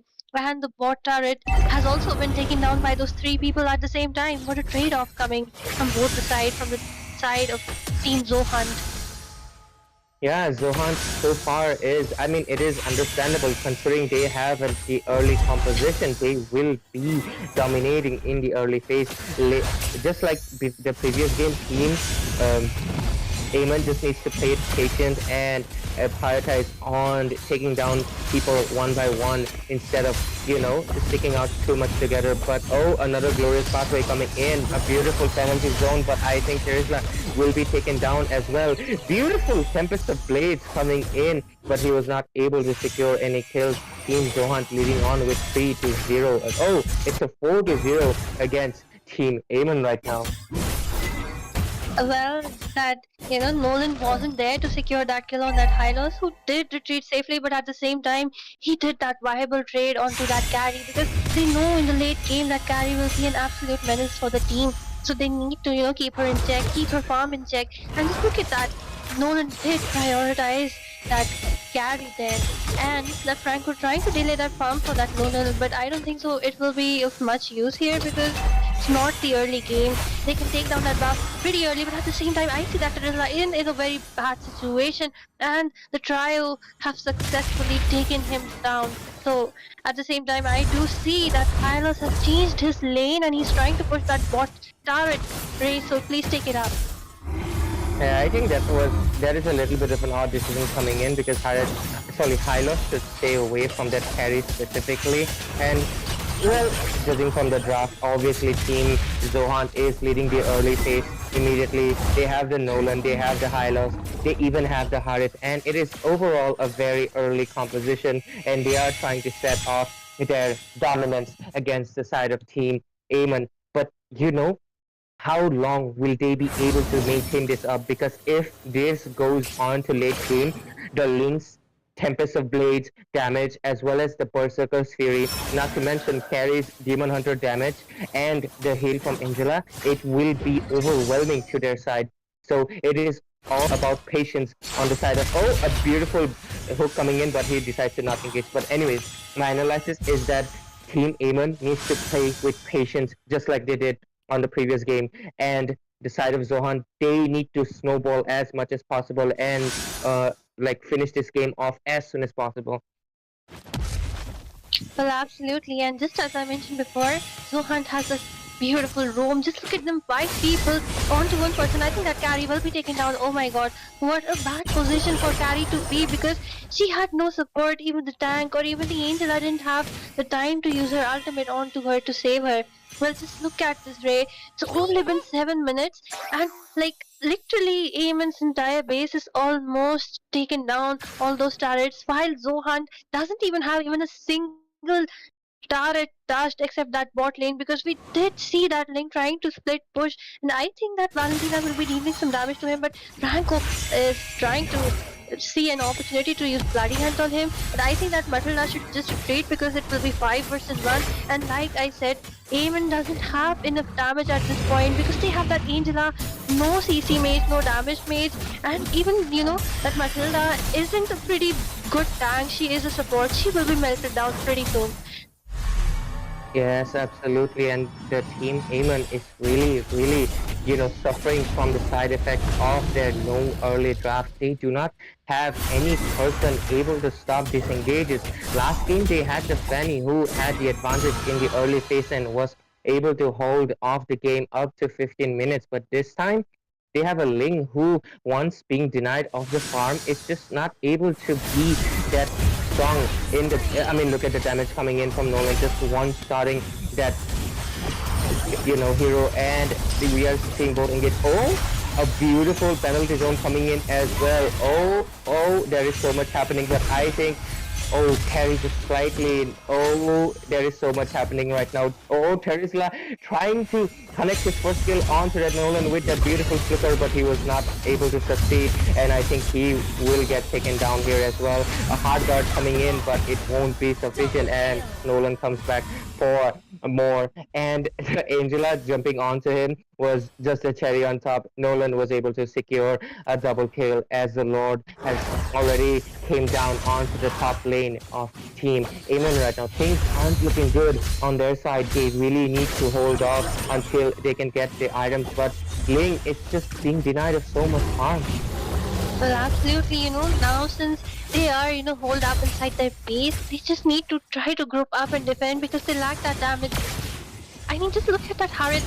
He was in such a low HP in the previous game, and that beautiful hook and bloody hunt onto that Terisla, and he will be taken down. Oh my god.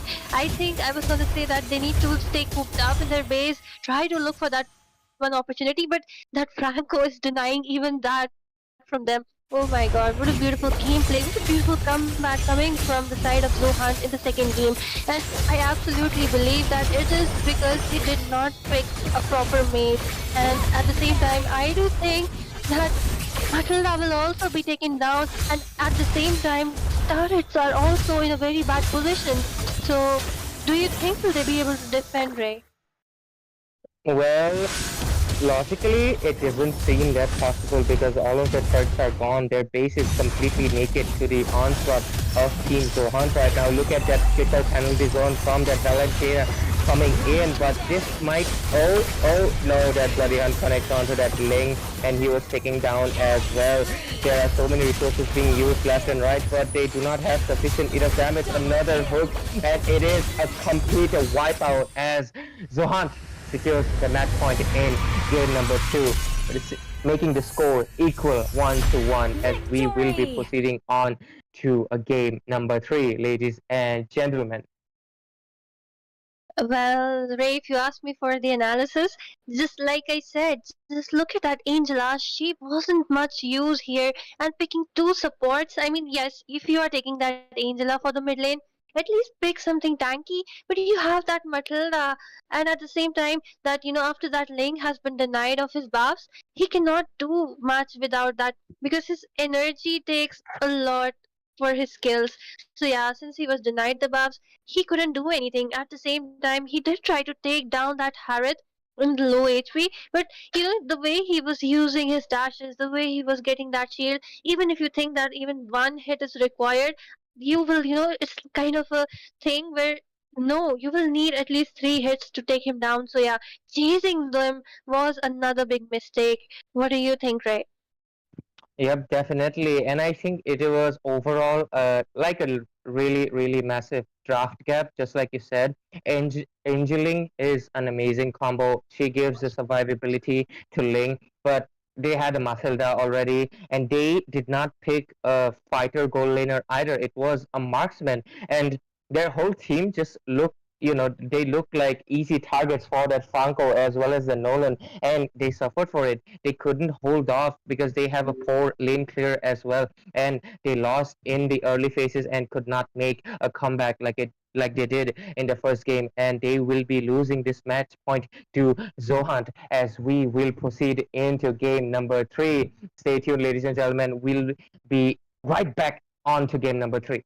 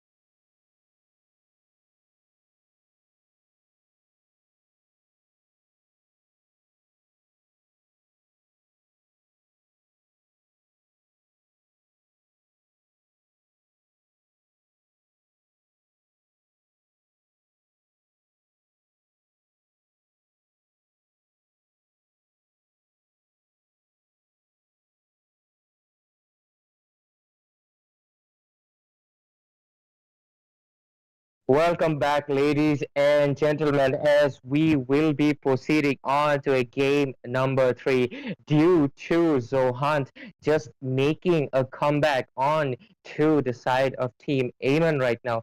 Despite the Magic is my really, life. Your really team great is comeback banning. coming in from the side of Team Amen on the first game, as they were able to prioritize, staying patient and not taking any objectives and just farming up. In the second game, their picks were just not that good, and they did not have any much lane clear as well as strong front liner, and they suffered in the draft phases, and they lost the second game to Johan. And anyways, I am Ray, Your your team pastor, is back again, banning. and this time I'll be joined by Fredo. How are you feeling, Fredo? Well, just hearing that Nemesis was able to defeat Zohan in the first game is sending chills down my spine because Nemesis, I never thought they will be the ones to beat Zohan. So I'm really curious to see what Team Nemesis has in this game. Meanwhile, the bans have already set in. Your The team Phobias changed. has been banned out. I mean, the Phobias ban is, of course, one of the most priority ban here because you don't want enemy to be picking up Phobias, and on top of that, if they're able to get the Matilda as well, I mean the Phobias will just be unkillable. So that is why I guess the Phobias has been banned out from the side of Team Nemesis, I am along the with that priestess of Harriet primal and lightning, Ling, the which are hunter of all one the of the evil gods. one of the most favorite picks of Prime as well as Loopsy guys. Yes, absolutely. And in The the first hunt game, it was the begins. Bane and Fanny who were the MVPs. Like Bane just farmed the whole game and did not prioritize any turrets, any objectives. But since he was farming, he had so much damage As that he was fleeting able as to a take down snake's the lazy Matilda from the picking, side of Team as Zohan. And timeless as a Fanny glacier's handled the early heart. phase and made sure that the side of Team Zohan would not be snowballing. And since it was denied in the last game, Team Amon was not able to do, I think, a proper draft and Hope will hold off the find a early way, game. And with the even when Nolan all is on the side of forlorn. Zohant, they were able to win it completely. But one thing has changed completely this time. In all of the games, Aurora and Vexana has been banned out, but this time looks like they are prioritizing picking both of them. Of course, both of them are one of the top mages right now in the current meta, so picking them up is a good choice for both of them. And leaving it open, that just means it's going to be Your team picked is right. picking. So in the last two games, as it was banned, right now they're open, so they have decided to pick it up right away, not wasting any time in doing that.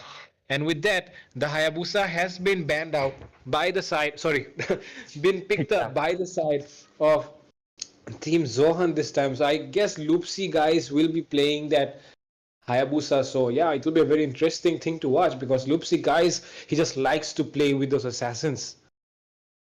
Yeah, and his Nolan was really, really devastating in the previous match. He one-shotted the Matilda so many times, I just lost count. And I'm really curious to see how his Hayabusa will be able to perform, as he has prioritized taking the Ninja Boy this time instead of the Nolan. Oh, and the Your Nolan team actually is goes on to the banning. side of 3 Leia this time. Let's see how Team Aemon will make their comeback, as it is a match point for both teams. If one of the teams secures the victory, they will be proceeding on to the next round, both teams having an even score 1-1. Yeah, it does seem a very, very difficult game indeed because the Nolan, as you know, is one of the one of the best junglers right now in the current meta. Like you said, the Nolan was able to, one shot in Matilda. So can you just imagine the amount of damage that he was dealing because the Matilda must have had on the Flask of Oasis. On Who top said of there that, are she no does get shortcuts in that Your life? team I is shield literally banning. from invented one. her second skill. On top of that, Uh-huh. she has that favor roam as well. Mhm. So it does give a lot of healing, but like you said, the Nolan was able to one-shot Matilda, so you can just imagine the kind of damage the Mhm. Nolan can give out these days. Yep, definitely. The Nolan is easily climbed up to my top 3 junglers right now, and he will be facing off against Lupsi guys on the Hayabusa. Last So it will hope. be a Your battle of team both is assassins, banning. and which one will be able to take down those early kills and snowball, because both assassins have the similar mechanic. If they lose out on that early snowball, it will be really hard to make a comeback. Don't you think so, Fredo?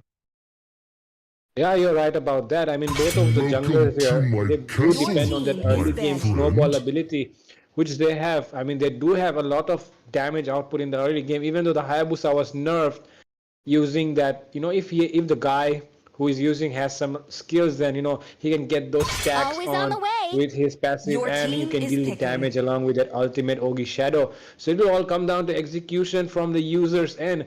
But for now, it does feel like in the current meta, the Nolan has an advantage over the Hayabusa. But so far, the bans have already taken place in the second phase. It will be the Angela and Matilda being banned. So that means not much, the healing will not be there for enemy side, as well as, the dash coming in from the Matilda to escape will also not be available, because the Nolan does have that, he already has those dash on himself, but the Matilda will be helping him to stay alive like an immortal guy.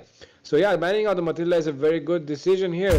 But on the other side, the Grok and Chip have been banned. So yeah, the Roamer has been banned out in this game. Your team But is picking. what do you think? Just now they showed the the Minsita on the Blood of screen. my enemies Oh, flow from Minsita my is able spear. to counter the Hayabusa, but look at that. They showed the Minsita, but why didn't they pick it? I'm very...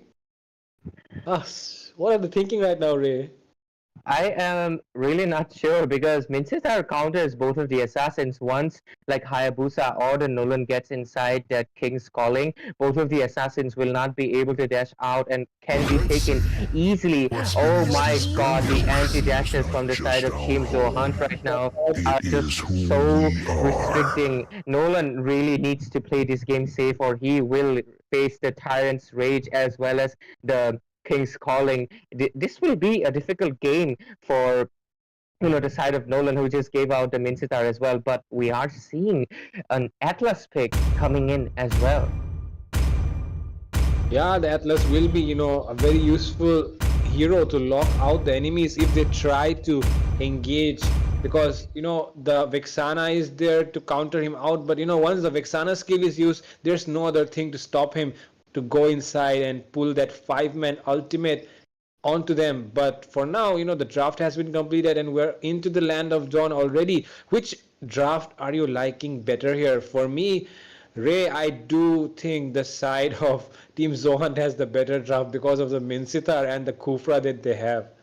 Welcome Yeah, to definitely. Mobile Like Legends. JHON has the ability to, even if Team Amon 5 performs seconds well till the and enemy is reaches able the to do early battlefield. snowball, they Smash have them. those two heroes that into the later All phases troops they will deployed. be able to shut down Nolan at any point of the game. So they have the really good heroes to lock down onto the DPS as well as the ADC on the side of Team Amon. And on the other hand, I think Amon overall has a good draft as well. They have sufficient enough crowd control with the Aurora and Ruby combo. So at the end, it is all about the execution. But what I believe is that they really, really need to watch out from any Kufra's current event. Oh, we might see an early first blood. Oh, Ruby just flickers away. Oh! That was a very nice Flicker first time. shot coming in from that Vexana. I mean, the Minsita was doing so much damage onto the Ruby. That was very unexpected, because the Ruby does have a lot of sustain. And he also has that Festival of Blood on himself. So it should be able to sustain him enough. But the Minsita is out damaging that Ruby. Yep, I think the Ruby was not level 2 yet, and he was able to tone her, lower her HP down and prioritize after he was level 2 as well with the hook probably. But that was a brilliant flicker coming in from that Vexana who was able to secure the kill.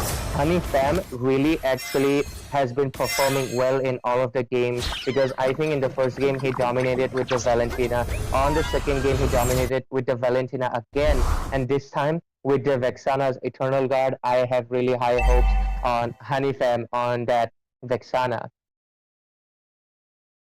Yeah, but for now, I think the turtle is about to be up, and the enemy side of Team Nemesis is making a rotation onto their turtle already. But I guess the junglers will take their time to figure out the situation before engaging in, because both of them are on their buffs right now. and the Atlas and the Kufra are trying to get those minions to get that level 4 early and create the advantage for their team. But the EXP laners are also there as well already. I think fight might be taking place very soon. Yep, definitely. Like both teams are all Kufra with that jump, but he just decides to disengage because he sees 4 people coming in. I think the turtle is ready up for grabs as both teams are trying to look for an opportunity to take down one another before the other team does the same thing. Anyways, Atlas and Kufra both level 4. Fatal Links connecting on penalty zone. Eternal Guard just splits the freeze. So many resources being popped off left and right. Nolan might be able to secure a kill, and he does. And what a trade-off, 2 for 2. Yeah, both of them are very good teams I can see, and that is why, any kill trade coming in, that just shows that the game is so intense and so level these days. And with that, the Hayabusa is still there to check out the bushes in those areas while the Nolan will be rotating towards his red buff. And the Hayabusa's blue is still up, so he might be able to take that as well. But I think he decided not to. The Hayabusa able to secure the turtle, and he will be the one making the rotation towards his buff right now. So yeah, the Nolan has to do a lot better because the Nolan is actually a very fast farming hero, even faster than the Hayabusa. So he should be the one a level ahead. But look at that, Loopsy guys is the one who's ahead in this term of both. Look at that, the fracture coming in, but the flicker is there to make that Mincetar stay alive. Nolan doesn't have his blue. Was it stolen? I am not sure. I think he's going for the blue right now. Since he did not have the blue, he did not have sufficient energy to take down that Mincetar, who was almost, taken down as well. And I think he will be taking his blue right now. Yeah, just like you said, I think there is one flaw on the side of Team Amon, is that they try to play very patient and farm up, but I think Nolan is not that kind of hero. He's the type of hero who really relies onto that snowball, but at the same time, he doesn't really have enough targets to take down because the only target he has is the Vexana, and she is protected very well by that Kufra, as another kill has been taken by the side of Team Hunt. Yeah, like you're saying, the Vexana is the only target that the Nolan can comfortably kill, because the others do have those dashes, as well as the Kufra. I mean, you cannot go on a Kufra, you cannot go on a Mincetar. They have their counter hero, but look at that, the damage coming in is not enough. Prime might be caught out in a bad position, but no, the Kufra is there to save him. The ultimate coming in from the Atlas, nice engage, nice damage coming in, but the Kufra able to survive somehow, but the Hayabusa will be going down in that fight. Oh, what a brilliant engage from both teams, as both teams are prioritizing taking Kufra in a really odd position. He does use the Tyrant's Revenge, but he will be taken down by Aurora. Both teams on a quite an even score. Even the goal difference is literally negligible. But I think since Hayabusa was down, this will be a free turtle onto the side of Team Amon at this point. Amon trying to get back onto the tempo, and Nolan is trying to look for priority targets. Vexana alone in that bot lane, that might be, she might get taken down, and she's caught. She is. The damage was just not enough. It was just a little bit HP left, because of which she was able to survive. And the Nolan went in to secure that kill, but the Edith was there to immobilize him inside the turret, and that's why he will be going down there. Yep. And we see both tanks are just poking each other in the mid lane, trying to deplete each other's HP, so they are forced to recall. And we can look into the items. Aurora has already prioritized getting the glowing wand. Vexana prioritized the enchanted talisman. Hayabusa has the Kajinso, so he is confident about those kills. And Tracer actually went for the Queen's Wings as well, and Ruby already has 2 items in as well, so really good itemizations from both teams so far. Kufra with a Tyrant's Revenge onto that Ruby, and I think she will be taken down. Yup, I mean, there's a very less chance for you to defend the turret, so better you back off. I mean, how can a Ruby take 1v4 in a situation like that when they have a Kufra? You cannot dash, you cannot get that, you cannot get that extra defense that you get from your passive, so it's just no use to try to dash. So yeah, the Ruby made a very wrong decision there, and that's why she was punished. Yep, and I think Ruby, like, she is very, very confident because, I mean, it's understandable. She has her life steal, she has queen swings, and she can sustain against the Mincetar, but she also has to pay respect to the Kufra, who can easily disable her dashes, and to the Hayabusa, who is farming up right now. Oh, a Fatal Link coming in, as well as the Blizzard from that Aurora, as she was able to freeze down and take down that Mincetar Kufra, just surviving at the sliver of HP. And this looks like another turtle free to be taken by the side of Team Amen. Yeah, it does seem like a free turtle because they have their gold laner down, so it might be an easy turtle, but I do not think it will be that easy because Dusty, Mizo, and Loopsy guys are there to contest it. And look at the amount of damage Loopsy guys is able to do. Oh, look at who comes out on top of the retribution battle. It will be the side of the side of the Nemesis, and they will be able to get a tower as well in that bot lane. So I mean it's just so good for the side of Team Nemesis at this point. But look at that, the nice engage coming in from the Kufra. The Aurora caught out of position, but she will be able to ultimate her Frigid Glacier before she goes down. King's Calling has been popped as well. The hammer is still swinging, but not enough damage. Prime is doing so much damage with his spears though, and the engage will be going into the favor of Team Zohan.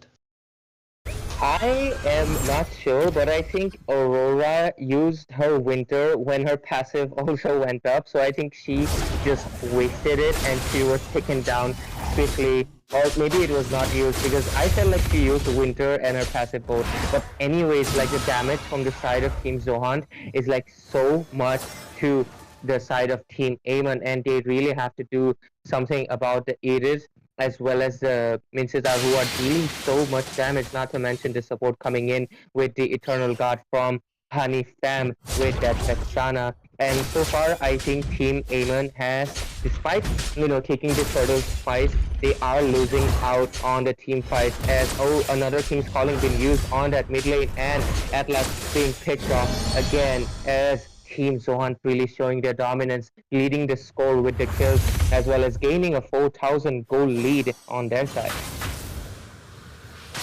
Yeah, the Hayabusa, I mean, he's playing very careful at the moment. He knows that if he tries to go in, the Vexana is there with her stun, even the Ruby is there with her stun. So yeah, he has to be really careful before he goes in. And that is why the Mincetar and the Edith are shining right now, because they do not have that fear of getting CC'd in the team fight. Look at that, the amount of damage the Aurora has connected her skills, and the Kufra will be taken down.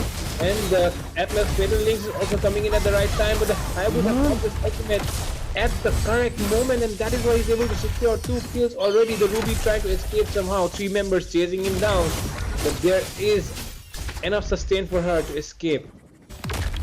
That Ubi Shadow kill was so brilliant. He was able to pop it right when, they were like completely below 50%, and his Sky Piercer just kicked in and he was able to secure those kills. Ruby in a very bad position, and she was taken down along with Terisla, a complete wipeout from the side of Team Zohan against Team Aemon, and Team Aemon really seems to be in a tight spot as Nolan has lost his early snowball capabilities, and it is the Hayabusa leading in the jungle right now. Yeah, the amount of skills that this Nolan should be able to provide to the team, the amount of utility that he has, he's not fulfilling his potential right now, you can see. Because he does need to get those skills onto that Vexana, but it's just not his fault, because the EXP laner that they have, the Terisla, is not able to do much in these team fights. I mean, you're seeing the Ruby, you're seeing the Nolan and the Aurora, even the tank Atlas doing so many stuff, but you haven't seen Terisla doing anything in the team fight till now. What do you say about that, Ray? I think that Trisla is playing a little bit safe, and at the same time, like I think this is why they're getting picked off so badly. The Mincetar, he completely disables all of their dashes, and Trisla's ultimate also counts as a dash, and they're just paying for it. Like just like we discussed in the draft, they had the opportunity to pick up the Mincetar, who could have countered the Hayabusa, could have countered the Edith, could have even countered the Kufra as well as the Vexana. They could have caught all of them because after all they have the frigid glacier from that aura, so not prioritizing that Mincetar is really, I mean, look at it, another hook coming in. I mean, Ruby was, oh, look at him, another King's Calling. There is no escape from Mincetar's King's Calling once it's popped off, and they're just not able to do anything at this point. Mincetar is way too dominating, and the support coming in from the rest of the teammates of the side of JHON is way too overwhelming for Team Amen to make any form of comeback. Yeah, and look at that, the damage coming in from the Hayabusa. Oh my god, Nolan going down inside his own base turret. And it might be the final push for Zohan right now because none of them are alive to defend. And yeah, it will be the final push for Team Zohan, and they will be looking to secure this victory over Team Nemesis, and they will be winning out 2-1. Wow, what a game from Zohan. Yeah, really, really brilliant synergy coming in, but I think Team Aemon lost out the moment they gave out the Mincetar because like you have a Nolan who dashes around and doesn't have a immunity skill. So why are you giving out the Mincetar to Prime, who is such a good goal laner? And I think the match was set in stone from that moment on because Nolan was not able to dive in any team fights. He was way too afraid of the Mincetar. I mean, he would dive in and he would just get disabled, and not to mention the Kufra as well. And just like we discussed, the same thing happened over and over again until the damage coming on from the side of Team Zohan was way too overwhelming, and they lost their victory to the side of Zohan right now. Yeah, but there are more matches coming in. It's the next match coming in will be John Tonsing versus Team OZ. So don't go anywhere. Stay tuned on the stream. We will be starting the match very soon. And this is me, Fredo, and Ray signing off for tonight. Bye bye, ladies and gentlemen. We'll be signing off.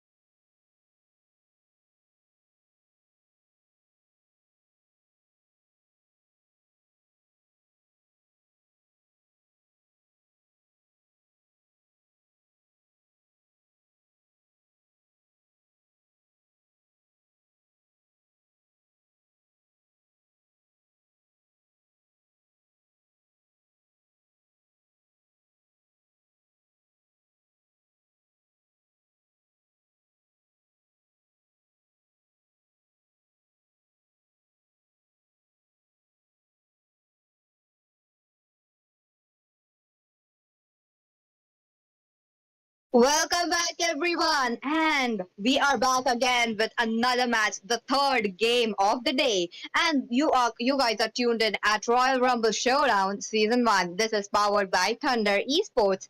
And with that, you guys are tuning in to the first match of between Team John Tonsing versus Team OZ. On the right side, we have the OZ, we have Team John Tonsing. On the blue side, with that, on the caster's deck, along with me, it will be none other than Ray. Hello, Ray. Hello there, Peachy. How are you feeling tonight? You know, I'm a, I have casted multiple games of John Pansing, and they have performed quite well. So I'm curious to see how they will be facing off against another really good team, that is the OZ. So we had a little bit of delay, but we are already on to the draft phase, and we can already see both teams. On the side of John Thompson, they prioritize taking out the tanks, perhaps doing a little bit of research, knowing that there is a very good tanker in the opposition. And on the side of OZ, I think those are the standard bans coming in, except for, I think, the R-Lot, but he's also quite meta right now, in my opinion. There was this buff on R-Lot when he does not have his ultimate, his lane clearance has increased. So that is the reason why that R-Lot could have been in the play. And with that, R-Lot was banned. I am actually surprised with you, Ray, because yes, did you did mention how it is not a standard ban, but he is being placed in the ban worthy. Maybe Team OZ are looking at this ban because Team John Townsend, they do like to play these kind of heroes. On the other hand, look at that. Brody might come into the play from the side of Team OZ. On the other hand, the team composition actually looks really good from the side of Team John Townsend. And what do you think about the team composition on the other side? The Team OZ, Ray. I think, just like you said, John Tonsing has a really good draft, but at the same time, we can see that they have the formidable, gentle rock guy. It is the Gronk himself who has climbed onto the meta, and he's being picked off by almost all the teams at this point. So it is indeed a really good pick, not to mention the crowd control coming in from the Aurora as well. And Nathan, I don't often see Nathan other than perhaps Radium using him quite often, but I'm curious to see how well this Nathan will be going off against the Claude on the goal lane. So I think they also have a really solid chance of going against a good draft of the John Townsend as we head on to the land of Dawn, and where both teams will dig it out for the position for the spot in the next round. Oh, yes, that is true, Ray. With that, we are already into the land of Dawn. Both the junglers, they are opting for a same kind of rotation. They will be heading towards the goal lane and they will be meeting there. Maybe Nolan would be the one with the fractures and the fissures trying to get the first blood. On the other hand, wait a minute, look at the zoning coming in from both the junglers, sorry, not the junglers, but the roams. They are just poking each other, they're just making sure. But, an Edith roam versus a Grok roam, who do you think have the upper hand right here, Ray? I think Grok has the better zoning out capabilities with that wall, but at the same time, I think Iris will really work out as a secondary DPS, considering the damage that comes from her primal wrath and the passive stacking, since she will be on the front line. I think both roams specialize on certain elements, and I think at least as a roamer, Grok has the advantage of giving the opportunities to his team, while Edith, on the other hand, focuses on picking off the enemies, dealing the damage with the primal wrath. Oh, yes, that is true. How, Grok plays on this heavy setup with the wild charge and with the wall that he places, And Edith plays around the primal wrath form and also the earthquake shatter from her. She can only knock up once when she's using that. Wait a minute, Nolan trying to get that pick off, but I think that is just not possible. Both the teams, they are playing it slow. Both the teams are just trying to pick off each other, but it's just not happening right now. Yes, and Roger did use up his retribution on that Nolan quite early on, trying to engage onto him. And I think Nolan has an advantage because he knows Roger doesn't have the retribution, and it will be an uncontested first turtle, the first objective onto the side of Team John Tansing. Brock looking to be in a really bad position right now. Oh, a flicker play coming in, a first blood for the side of John Tansing, but they might get punished from the side of Team OZ. But oh no, look at the engages coming in from John Johnson. They are hungry and they are going in, and they suffered no casualties whatsoever despite heading on to the enemy's territory. Great, beautiful backup coming in from the team. Oh my god, almost a Roger pickoff was available there, but I think, Nolan did not just went in for a chase, so I think that is a mistake that he actually made. I mean, he should have gone and he might have gotten the first blood as well. On the other hand, the matches are going slow. Wait a minute, look at that. This might be a problem for that, but on the other hand, I don't see anything unusual happening there. Yes, I think both teams are just playing it safe and trying to look for a window of opportunity. Perhaps the Edith will be able to connect her knockup, and the Vexana is looking for that opportunity. Nolan is trying to play quite a lot of, bit of safe. Usually I see the Nolan planning up the ambushes in the bush because he is dependent on that early snowball, and he's trying to go in for that drop. Brock forced to use the wild charge, Edith jumping in with the final grab as well, and another kill to the side of John Fonsing. Things aren't looking good for the side of Oz as their jungler is getting taken down again. Oh, it is not looking good for Team OZ right now. They need to step up because the early game is swept away by the side of Team John Taunting. Look at the zoning coming out. Look at the damage coming in from Vexana as well. It is so much that the zone out is actually happening. Where, the Claude is there trying to take out the gold shield, and he has been taken that down already. I think it will be an easy game for Claude. Don't you think so, Ray?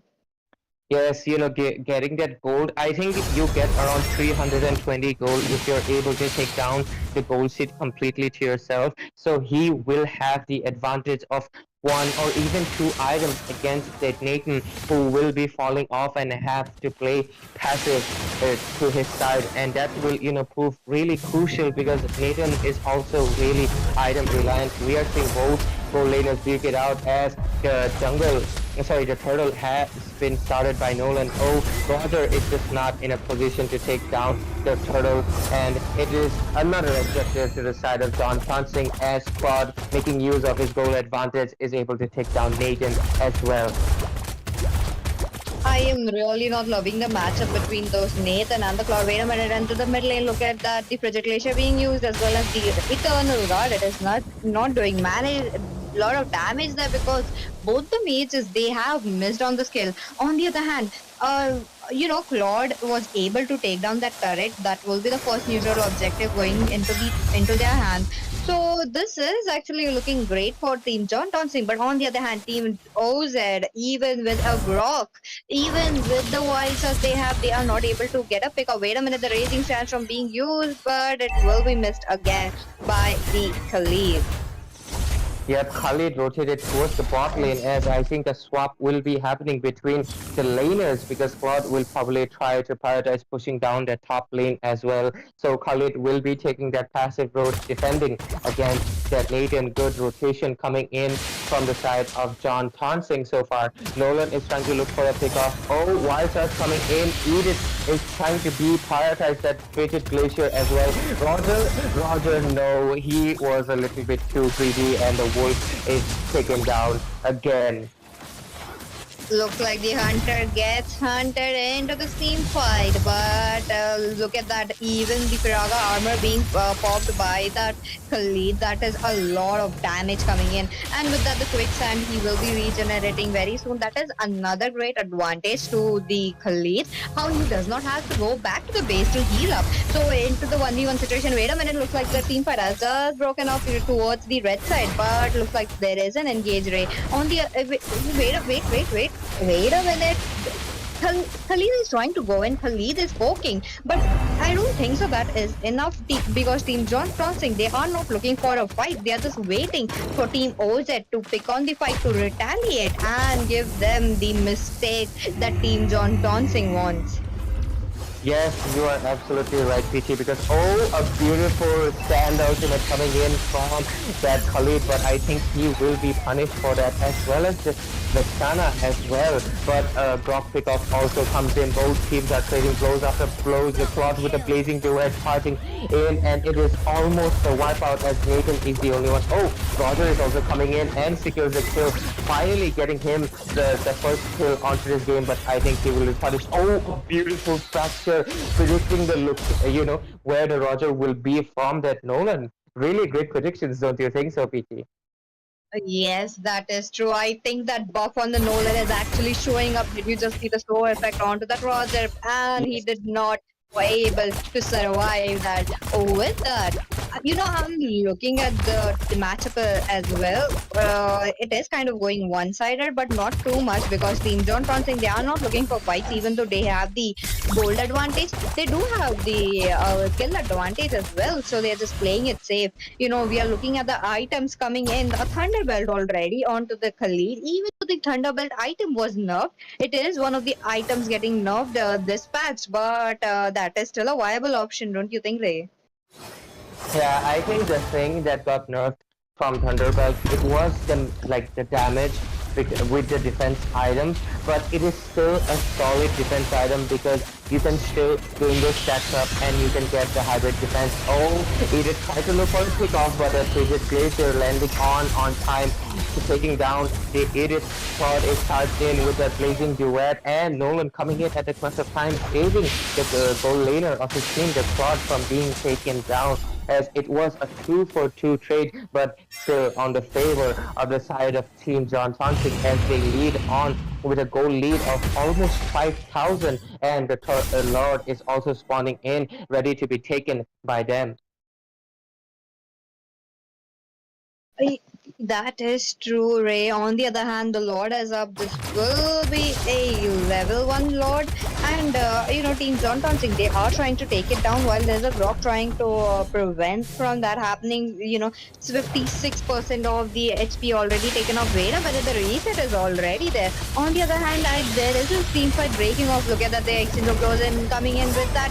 Looks like Roger will be the one securing the Lord. It goes towards Team O's. There is a lot of ultimates being used there. There's a lot of spells being used here. Looks like the last insanity will be used in a very defensive manner, but Roger will be punished for that. He was in the enemy's territory. Yes, you're right. Absolutely, PT. And I think Claude with a blazing duet, look at it, 4 people down. His damage is just phenomenal at this point. But I think Nolan was not able to come into the scene on time, and they do lose out the level 1 Lord. It is not much of an issue, but it will drag the game on, because if they got that Lord, they could have taken down a few of the inhibitors. But securing that Lord for the side of Team OZ by that Roger, it will buy them a little bit more time and get some items and perhaps make a chance for comeback. But the chance is quite slim because the side of Team John Thompson, especially that Nolan, his snowball has already set on and it's not stopping anytime soon. Oh, yes. I think Team OZ, with the right timing of the retribution, they secured and they are trying to close the goal gap as well. So this is actually beneficial for them. On the other hand, Grok is still trying to that. The Lord will be already taken. Wait a minute, the team fight is breaking. Take it away, Ray. Oh my god, that Flicker Primal Rat really saved it. It is from being picked off again. I mean, she is the roamer, so being picked off doesn't really affect their team that much because she doesn't have the highest goal. But at the same time, her being picked off will give the window of opportunity to the side of Team OZ, so they want to avoid that. So Edith, with a beautiful flicker, saving herself and waiting for the right engage. I think Khalid, with that sandstorm being used, he will be the one charging in, and I think he is trying to look for an engage as he is poking against that drop. And let's see what engages both teams will be going for, as Team OZ is looking for a passive engage. Oh, wait a minute. Will there be a team fight? And Gok with a wild shot, and I think it will be taken down. Eternal Guard being popped up as well. Oh yes, that is the engage coming in from the side of Team John Toxic. They are definitely winning this one with that two members down from the side of Team John Toxic as well as Team OZ. This is a good trade coming in from Team OZ right now because the gold gap. Look at that, they are slowly catching up. You know there are not a lot of items on them, but they are trying to do that. Also, are you looking at the itemization from the Xbox today? He has the dreadnought armor. He wants to get away from the deadly strandstorm that the Khalid will be bringing up onto him, because even though he does have the dreadnought armor, his Pirata armor is still being chunked down. Ray, look at that. Maybe another engage coming in. Yeah, and I really like in today's tournament, I'm seeing the Xbox making the same mistake over and over again. I mean, like, it's the Xbox passive that you do not gain defense onto your Pirata armor, you only gain the HP. So going for the defensive items is not a good choice. Instead, going for that immortality could have given you another chance to escape. So I think that is a little bit of a wrong itemization from Xbox, who is, just like you said, he's losing his Pirata armor and not having the immortality. He cannot re-engage. He has to go back. He has to go back to the fountain to get it back, and that is why Xbox is being dominated so much. And I hope he is able to get that immortality soon, and he will be able to engage in the team fight more. Oh, Khalid with the Winter Truncheon. I think we will be seeing some freeze plays coming in from him. Oh, that is true, Ray. On the other hand, the Lord has been taken on the side of Team OZ. They are there with the domination. They are taking down the Lord. They might be able to push off the inhibitors as well, because this is a level 2 Lord, the luminous Lord. It will be dealing a lot of damage to that turret. So will Team OZ can actually defend this, or will it be the end of the match run and they will be answering back in the match to race? Oh, Nathan with the early pop-off of his ultimate trying to defend that top inhibitor, but he does lose out on that middle one, as it is I think it is the Luminous Lord. Yes, it is the 14 minutes already. Oh, both teams are exchanging, using up the ultimate.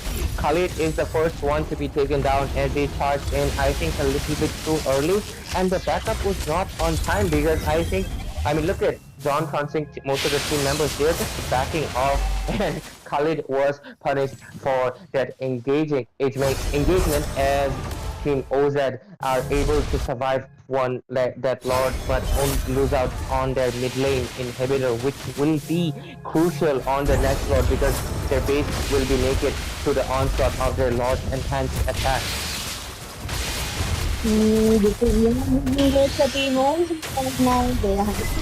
They have to make sure to answer back with that. Look at that, the immortality being popped. No, not the immortality, I'm sorry, but looks like Rock will be taken down. Even though they have a Rock who has been buffed recently, his mana was taken off. He has this ability to not go to the back to his base and recharge his mana. Ray, this is actually a very big plus point for him. But they are just not taking advantage of that Team OZ right now. While Team John Thompson, they are eyeing the members of the Team OZ right now. This is a massacre going on towards the fountain, but I think they will be going back, Yeah, they just decided to retreat because they know the team of OZ is close to the fountain, and they will be able to regenerate any HP that they lose and keep re-engaging, and so they decided it is just better to back off until they are able to do another pick-off, or they are able to secure the next Luminous Lord that will be coming in a few seconds. But they were able to successfully take down another inhibitor, and I think they are eyeing the last inhibitor standing, and if they take it down as well, I think it will be an easy victory on their side, because not having any of the inhibitor turrets and a very tanky 17 minutes Lord, it is very, very hard to defend against. They might go in for the 18-minute Lord as well, but wait a minute, looks like the team fight has just started. There is this lasting insanity coming in from the Xbox. Xbox does have his flicker. He just flickered out. He does his immortality. He lost his immortality right now. On the other hand, the Aurora coming in with the precipitation, it will be freezing those members, but it is just not enough. He is going for more. The Eternal Guard doing its damage, but no members were picked off. Xbox was too lucky.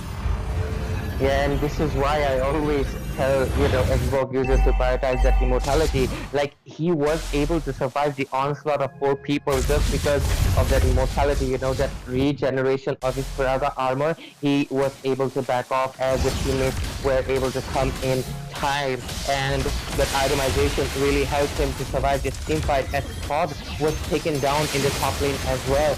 OZ are looking to compete for this Lord because they feel like they are in the even ground and they are hungry. They want to shut down that Nolan and they want to take this Lord for themselves as they are charging in. Oh my god, the Vexana has been taken down despite using her Eternal Guard. She was not able to survive, and with 1 member down onto the side of John Ponting, I think OZ has a really solid chance of taking down this Lord. Don't you think so, PG? Yes, that is true. And into the first Lord itself, we did see how Roger was the one winning the retribution. So maybe in this match as well, we might be seeing it in few seconds. The Lord is still going on. The presentation, look at that. The Lord is winning on. Roger will be securing the last movement down from the side of Team John Tonsing. Nolan will be picked up along with Nolan. It is the another member, the Khalid, not the Khalid trying to battle it out, but looks like Edith will be the one picked off as well. 4 members down and almost a wipeout, Ray. Oh my god, OZ, despite their base being the only thing standing in the way, they are able to make a complete turnaround of the event as they, finally utilized that Grok's wild charge and took down that Vexana. And due to Vexana being down in that team fight, they were able to win that engage. And also Roger's retribution, I think so far is really on point compared to the Nolan, who was able to secure this 18 minutes Luminous Lord to their side instead. I think they will be able to prioritize taking down a few turrets, and it will give them a little bit more advantage as well as a little bit more time to get any more items that they are lacking and fight off against the team John Ponting.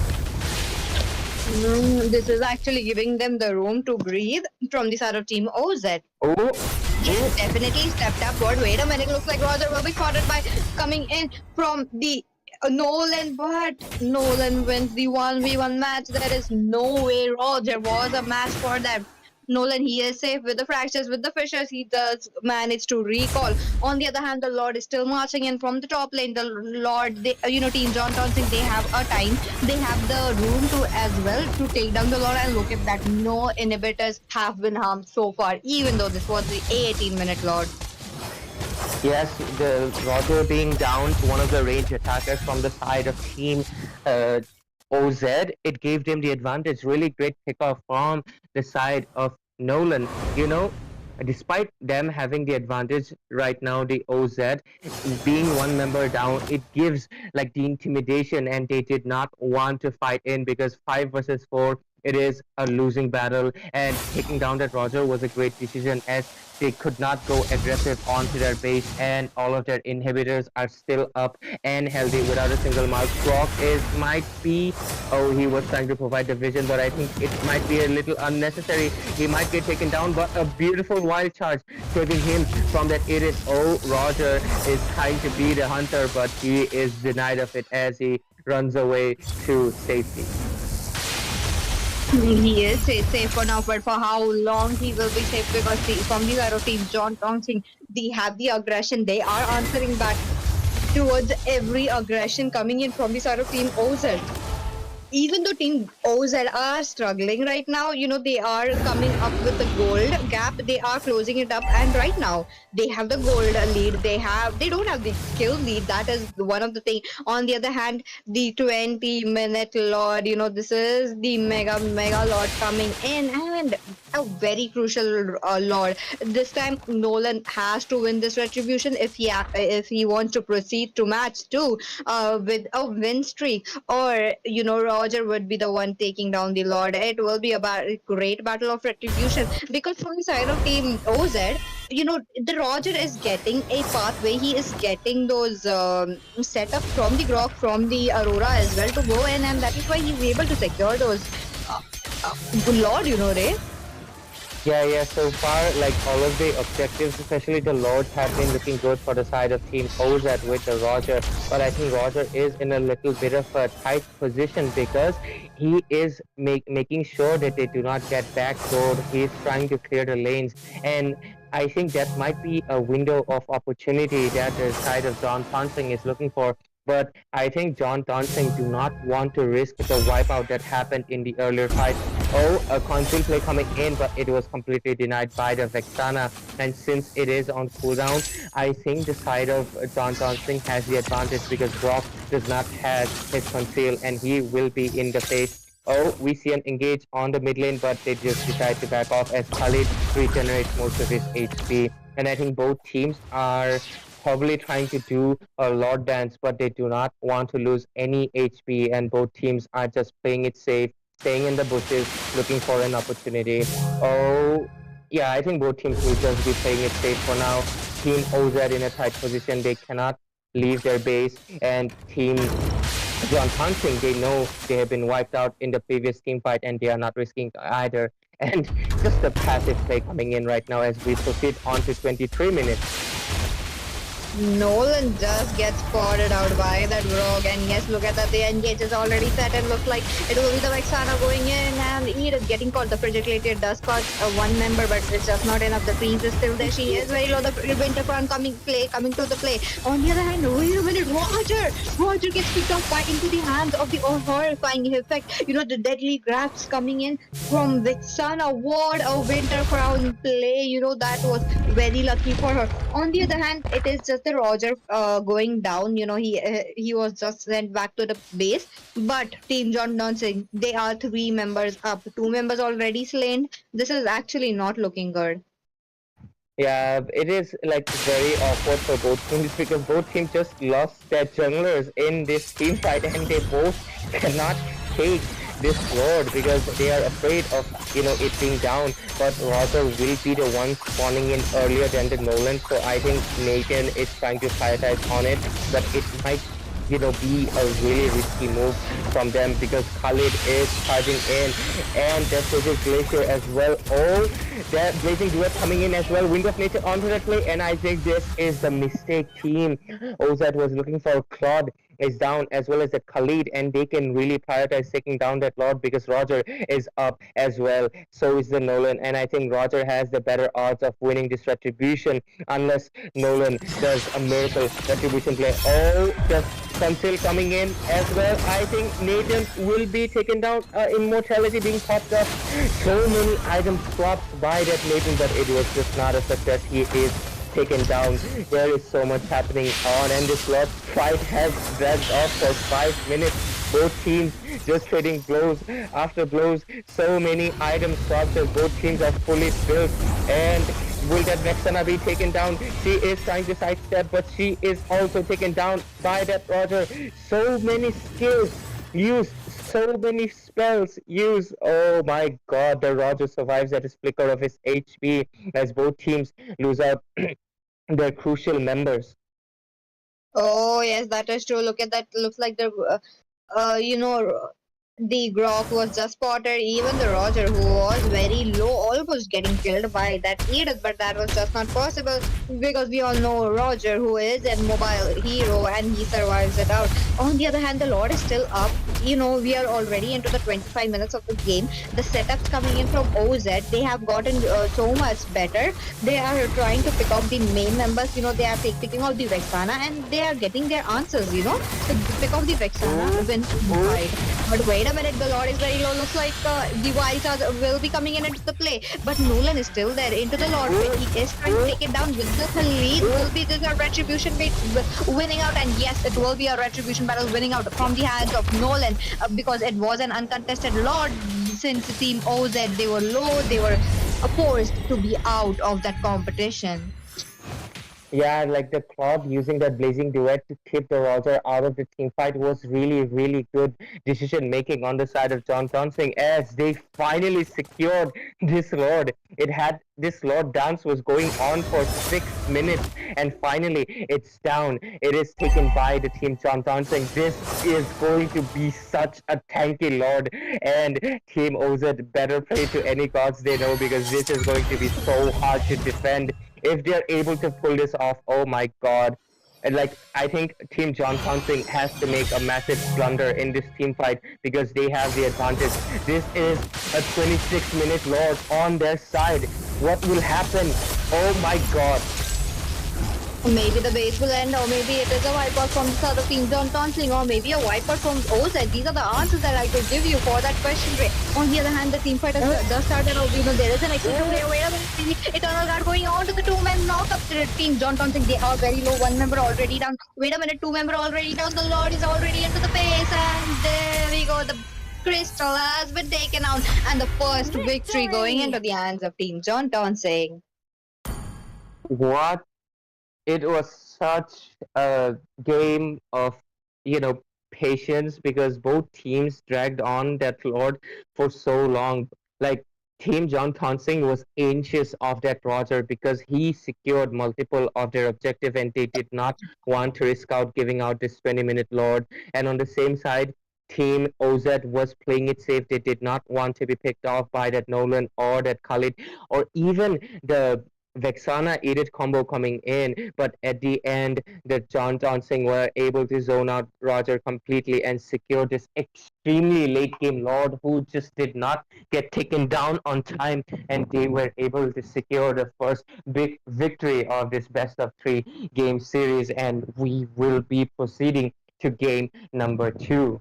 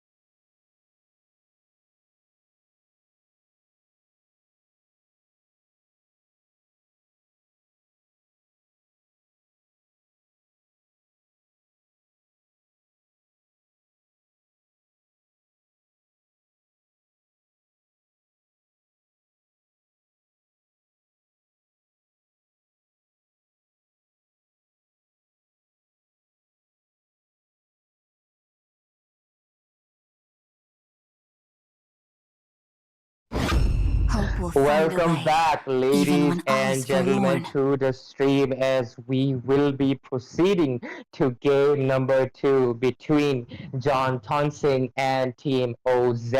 As Team John Tonsing, after fighting for almost 28 minutes, were able Your to team is secure that doomed. victory by taking down that extremely late game Lord, winning the retribution battle by zoning out that Roger. And this is game number 2. The match point is on the side of John Tonsing. So if they wish to proceed to the next round, they have to do their best to dominate the Team OZ again, or will Team OZ come out on top this time, making a comeback and gaining a match point, forcing a game number 3? We will have to figure it out. And I am Ray, and with me joining again will Sir, be what's your Peachy. command? And let's see what drafts they will be going, It is as I'm in seeing a despair that I very see the aggressive fondest and hopes. strong Fanny being picked on early on. What do you think of that, Peachy?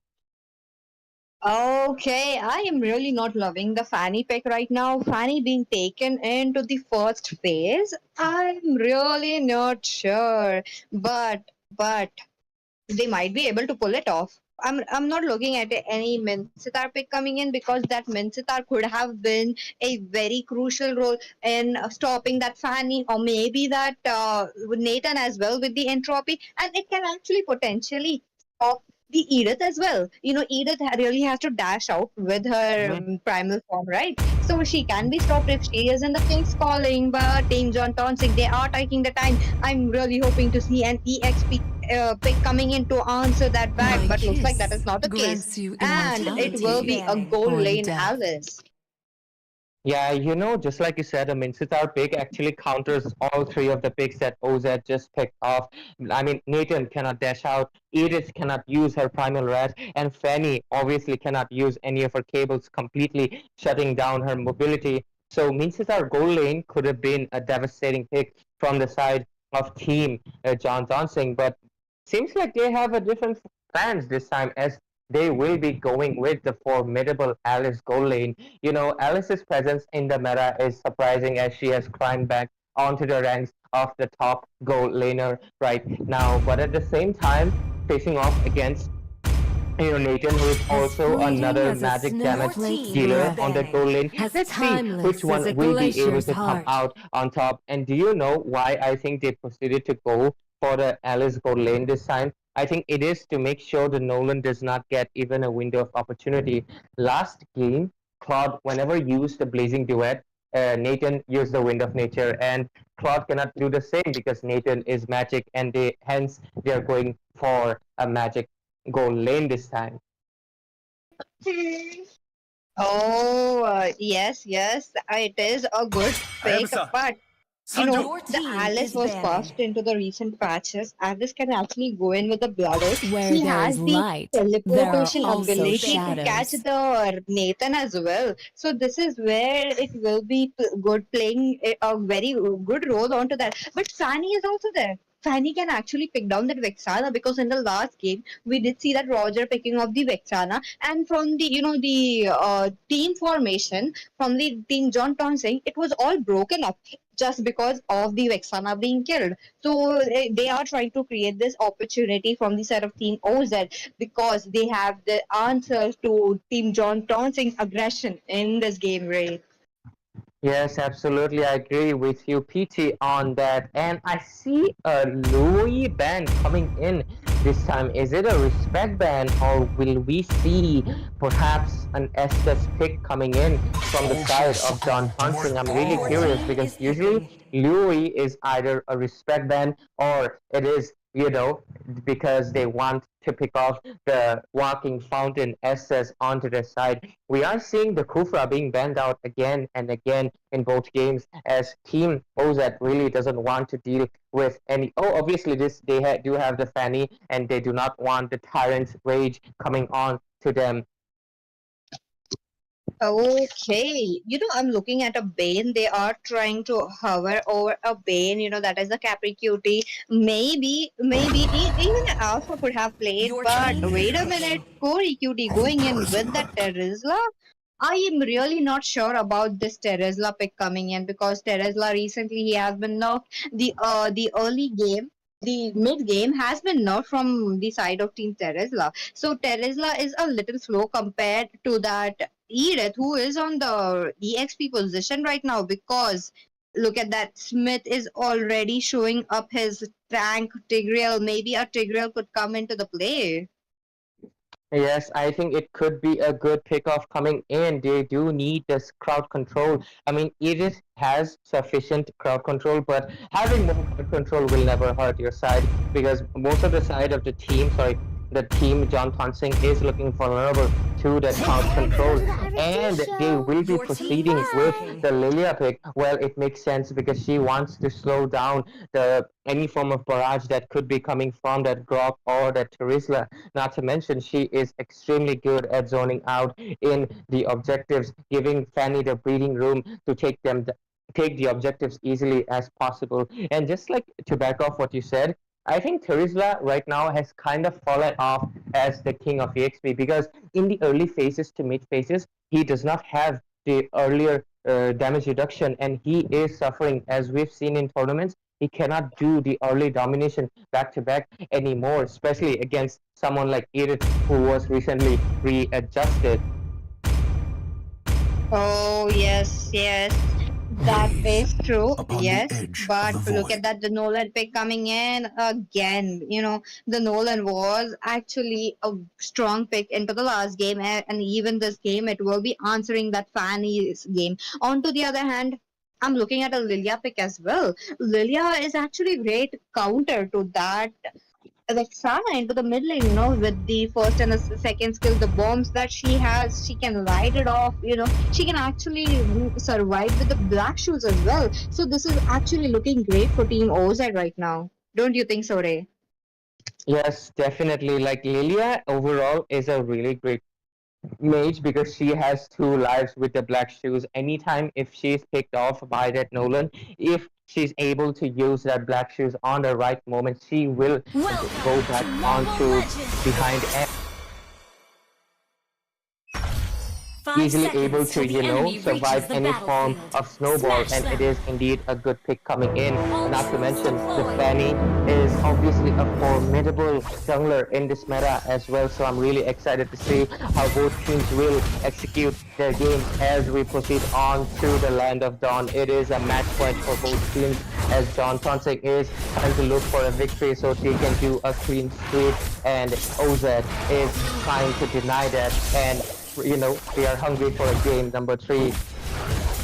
Oh, it is going to be an intense match since Team John Tonsing, they already have 1 pointers. On to the other hand, look at that. The aggression from that Teresla, he is playing it safe despite, I'm pretty sure these are the players who are seeing the patch notes every day because these are the players who play every single day. They are putting so much effort, so much hours into this Mobile Legends 5v5. So they know it. And so it is reflecting that how Teresla is playing it very safely. Yes, I really, really agree with you on that, and really huge respect for them to putting so many hours. Oh, Nolan might be looking for a pickoff, and the first blood is already onto the side of Team John Tonsing again, securing another, early advantage as Tigger was picked off by the drop wall. And if the kill was secured by that Vexana, but if Nolan is able to secure those early advantages and snowball early on, I think things might not look good for the side of Team OZ, who are struggling a little bit. And there we go, Nolan with finally his first kill onto his arsenal as Tigreal was denied entry by that wall. Yes, there we go. The Grok coming in with the walls. He is just denying that exit point for them. That is a strong suit for them. On the other hand, Teresla might be in some trouble. There is this rotation from the mage already onto the top lane as well, and he might not survive it. Or look at that, the penalty zone connecting onto two of the members, but no, it is just the end of him. On the other hand, Grok is there. This I think this is a good rotation that I'm looking, that both the junglers will be, not the junglers, but the mage and the EXP will be level 4, or together. Because just before the turtle, it is very crucial that the roamer would be getting level 4 as well. Yes, absolutely. That rotation is one of their favorite rotations of these pro teams because they really want the level 4 on the first turtle fight because it can make or break the engages. Having the ultimates in your arsenal. Oh, Grok might be getting picked off. Oh, so many knockups that Grok was just bouncing in the air for a solid second right there. Anyways, the Grok being down, I think the side of team Ozek has a fair chance, but at the same time, Fanny really takes quite some time to take down the turtle. But I think Nolan is not looking for the turtle engage, and he will be giving out the first turtle to the side of Team OZ right now because he's not giving any heads up. But I don't understand why the side of Team John Tonsing were engaging on the turtle, considering the jungle was not even present in that team fight. Oh, this was just an easy turtle for the Fanny who just flew in with the cables and the retribution securing. Look at that, Divalsha being not connected, even though the wall placement was absolutely perfect. It looks like that was just not the window of opportunity, the window that Grok couldn't grasp. On the other hand, the Fanny's blue buff might be in some jeopardy. There is this possibility that team John Townsend can go in because they do have the resources, they do have the ultimates up, but wait a minute, into the bot lane, what is happening? The entropy being used up and the blood road as well. Alice would be clearing up her lanes. This is going strong for Alice, isn't it, Ray? Yep, Alice does have the laning advantage. After all, she is tanky and she can use her teleportation quite more often compared to Nathan, who has to rely on his ultimate to dash in and dash out. So she will be winning in the laning phases, giving that dominance. Not to mention, Nolan has been giving her the backup she needs quite often because, after all, he really wants to take down Nathan, who was one of the troublemakers in that previous match. And Fanny is, I think, a little bit confused who to prioritize on right now. Oh, Nolan with another kill. Oh, I think Fanny might be able to do a cutthroat and secure that kill. Nolan using that retribution to slow down Fanny, and since her energy is depleted, she is forced to retreat. A beautiful wall coming in as well by that Grog, but she will just cable in, cable out. Oh, Terizla was taken quite low as well, but he will escape. And oh, the Alice got taken down. I think she was overextending and lost her mana, as the score is actually favoring towards the side of Team OZ. Oh, definitely. The Fanny is creating a lot of ruckus. She has been getting those kills. On the other hand, his team members are getting those kills. I'm sorry. The Lilia, the Edith, they are strong enough. That nerf is actually showing up onto the Terizla. That is why I'm not liking that pick. Even though Terizla with the penalty zone does deal a lot of damage with the penalty zone, with the zoning out. But wait a minute, look at the Lord will be taken. Wait a minute, not the Lord, but the turtle will be taken into the hands of Nolan. The team fighter still continues. The turtle are still doing its damage. The earthquake shatter will be used. The primal platform coming in. Looks like Lilia is chasing up the Vexana, but decides not to land a shutdown, a killing spree into the hands of Nolan. Yeah, the Nolan is really doing well in this game because he is on that onslaught right now. He is prioritizing that snowball early on. He is not repeating the same mistake that the previous, in the game Nolan did, and he's trying to make sure he makes the most of it and ends the game as soon as possible because they realize that Team OZ really tries to make the comeback as the game progresses into the late game. They are trying to deny Nathan any form of window of opportunity to get farmed and fight off against their team. That is true, Ray, but look at that. The aggression from Team John Tonsing is also there. Wait a minute. Fanny flying with the cable. She is not able to catch in any of the members, even though Vexana was there. But on the other hand, the Blood Road is used. The entropy is used as well. Maybe I was hoping that Alice would just jump in onto his face and maybe try to get that kill. But I think that was a wise decision that she did not, because Lilia is there. The teleportation will be used from the side of Alice. yes, she is trying to survive it out, and yes, she will be surviving. Or I don't think so. The entropy will be doing its magic.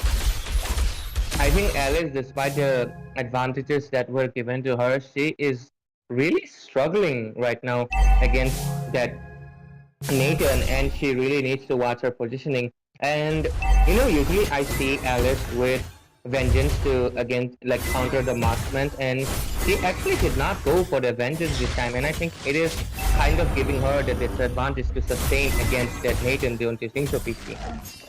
Ah, yes, yes, that is true. But in the last match, we did see how Alice, not the Alice, but the Fanny, wait a minute, into the mid lane. Look at that team fight still going on. The Alice with the Bloodhound. She will be the one taking that kill, but Nathan again with the double kill. 4-member down from the side of Team John Tonsing. But Team OZ, they are standing strong with 3 members still alive, Ray. Yeah, sandwich me on that Nathan really proving himself to be a massive issue for the side of Team John Tonsing. I mean, even in previous games, even if they lost, like the Nathan was carrying so hard. And even in this game, despite Nolan coming into his lane non-stop, ignoring an objective actually, he was still able to farm up and win against Alice on that gold lane. Very, very remarkable in my opinion, don't you think so, PC? Yes, that is true. And to add to that, Nathan, Alice isn't looking good right now. I was hoping that Alice could have covered up the distance, but that is not coming in. That is just the macro plays coming in, because wait a minute, looks like Nathan will be going in with a entropy. Looks like he will be shut down right here with the Nolan. Looks like Brock will be also using up his wild charge, but Teresla has some other plants. Double kill into his hands, and 3 members down from the side of Team OZ already. Yes, and there was a beautiful improvement play coming in from Figueroa, but it was so sad that there were no members from the side of Team OZ to back him off, as Teresla came in with the penalty zone and was able to take down 3 members from the side of Team OZ. Oh, the retaliation is there. They are trying to go in. They are trying to do the damage. They have lost on a lot of objectives from the side of Team OZ, but they are still standing strong despite the fact that, wait a minute, look at that. Looks like Brock has another plant. He goes in with the wild shot, the flicker being used up as well. She's trying to get those cables, but she is a little slow. But she does manage to get a kill with the cutthroat as well. Nolan is in a very bad position. Nolan escapes, but it looks like Edith will be the one picking up kill. 3 members down from the side of Team John Tonsing. And the team fight still continues. Look at the earthquake shadows coming in, but the flicker already burnt out from Alice as well. Alice is the sole survivor of this whole ordeal. Oh my god, this Nathan sandwiched me really, really fast hands with that Nathan. I mean, he got ultimated by the Teresla as well as the Grok's wild charge. I really thought he was dead meat in that spot, but he used his ultimate immediately and popped up his entropy, and he was able to melt down the Grok and Teresla like they were, butter on a chicken plate.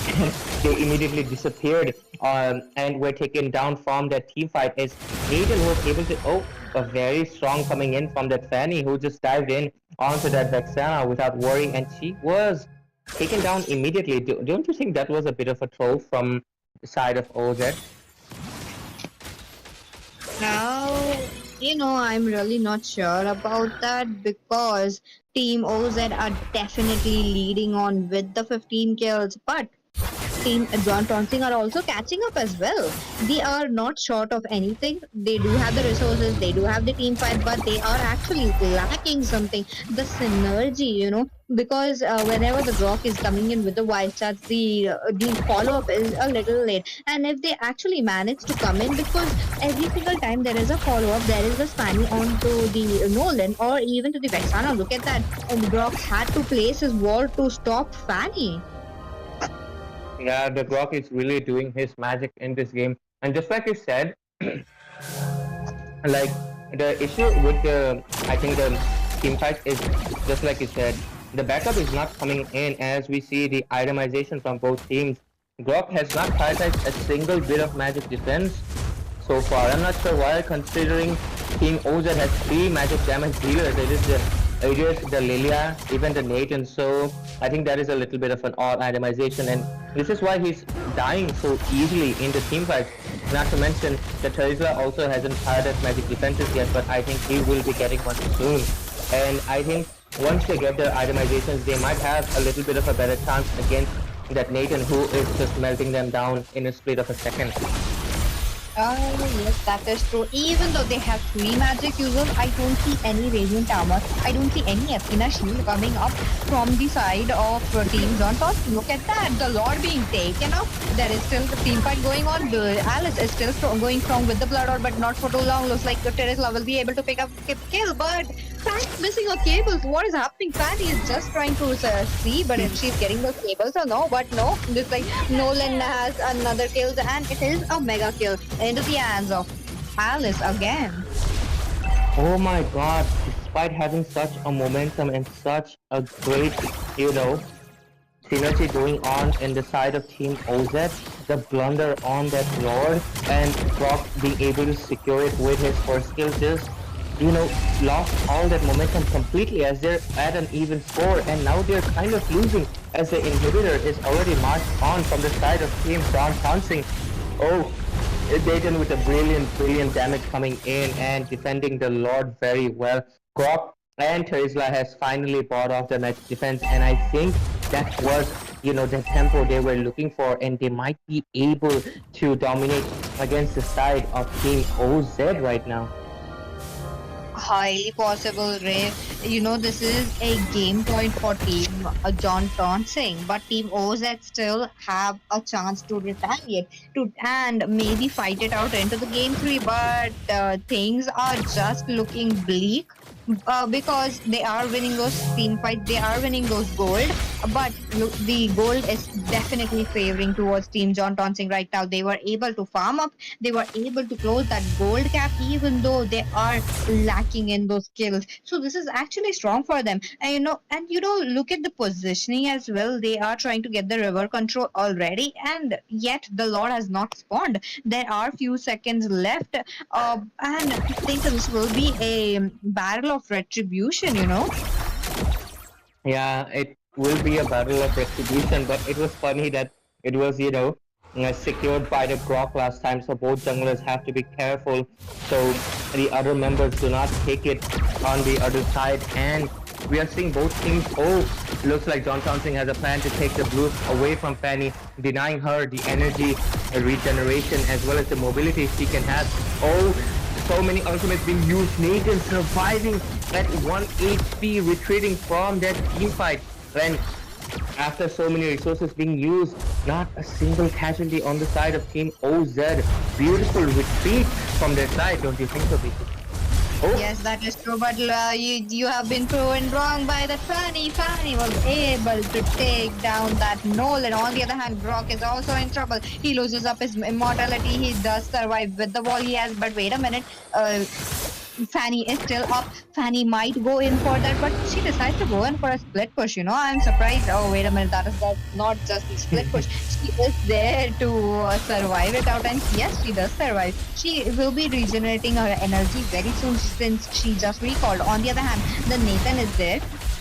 It is he is the one taking down those Lord. Maybe Grok is trying to go in, and Alice is already into the face of Nolan, and it looks like was Vexana the one taking the Lord this time? Yes. Oh my god, Fanny missed out the retribution at the last bit of a second. She pressed way too early and Vexana got it with her second skill. Oh my god, this might be a massive blunder onto the side because the Lord will be marching down soon on that top lane. Oh my god, what a turn of events. Edith was blocked off. She wanted to go in, but wait a minute. Lilia will be surviving with the black shoes, but Nathan getting a kill right here. Nolan would be picked up 2 members down from the side of Team John Tonsing. Even though they secured the Lord, they are just not. Wait a minute, they have overstepped. Looks like Lilia will be getting the shutdown of the Alice as well. Yeah, like the shutdown onto the whole team.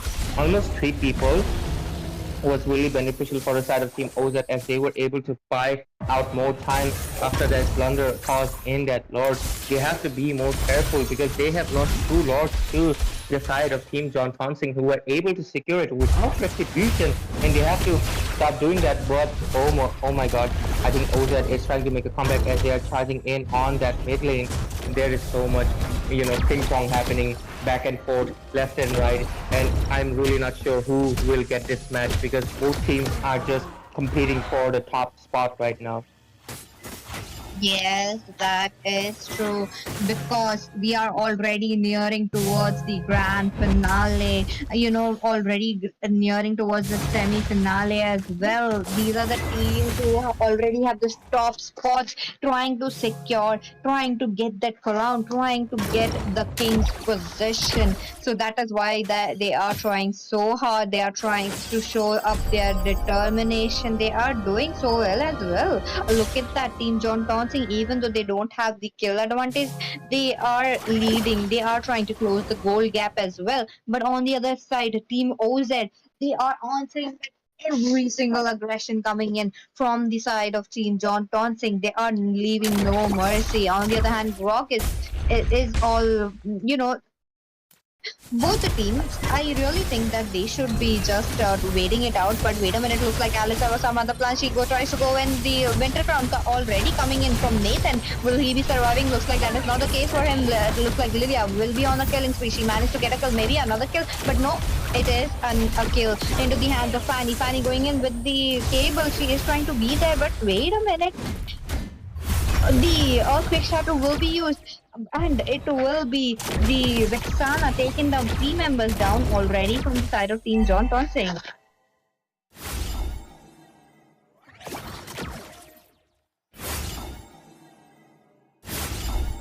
And with that, look at that. The retaliation is still on. The aggression is still on. Oh, Fanny trying to go in with the cutthroat. She is trying to get that blood onto the Nolan, but that is just not enough. Nolan survives it out. The fissures, the fractures will be helping it out. On the other hand, his blue buff is all eaten up. No blue buff for him. Both the heroes, they work around the energy bar. So that is where that they work in. And Ray, what do you think? Will this Lord be win by the team OZ or will it be team? Okay, I think we got our answer and team OZ securing that Lord. Yes, OZ looking in a better position right now as they were able to secure this really late game Lord.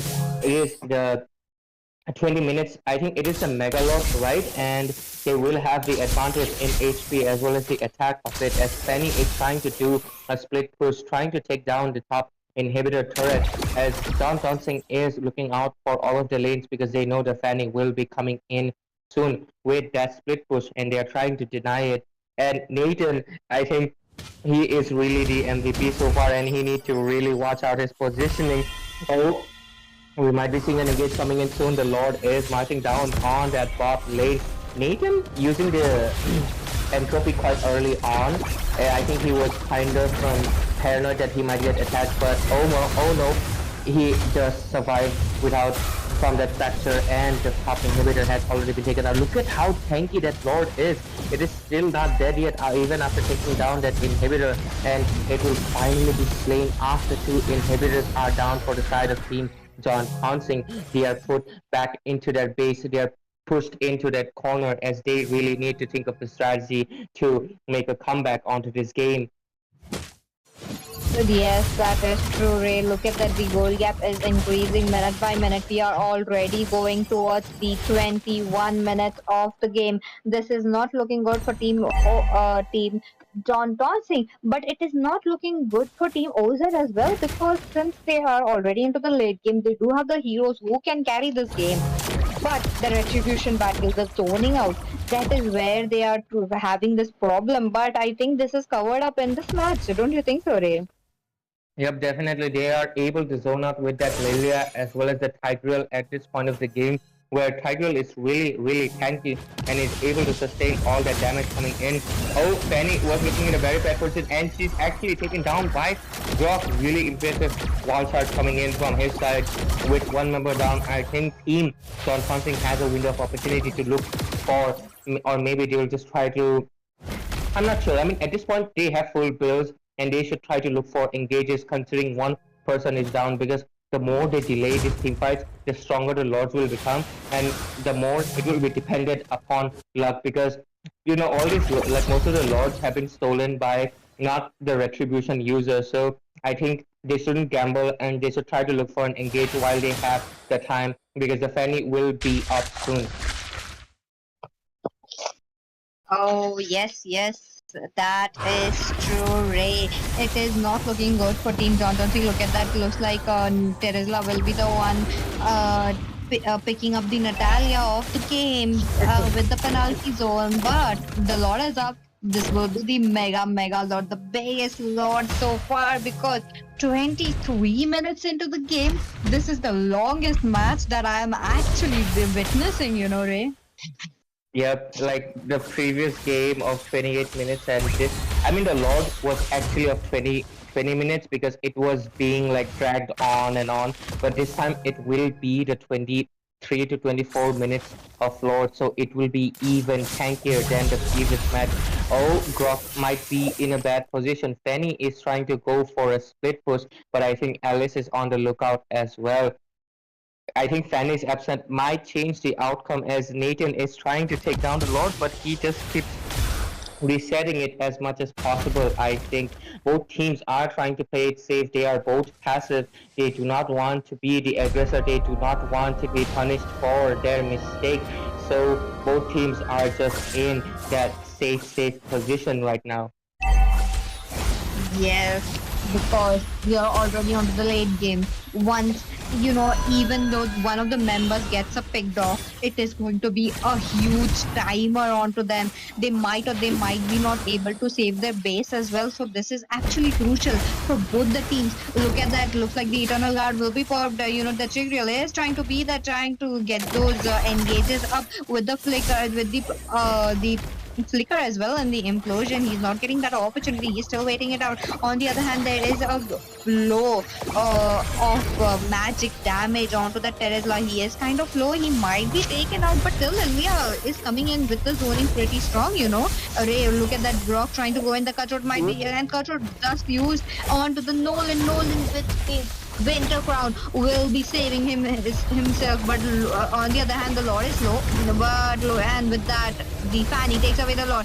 The Eternal Guard has been poured into the Land of Dawn. They are still going for a fight. Another Winter Crown coming in from the side of Lilia, but will she be surviving? Yes, she does survive. She does have the Purify to herself. Nolan will be the one picking off the marksman, the Nathan already, but Edith also gets a pick of 1-to-1 trade. I have to say.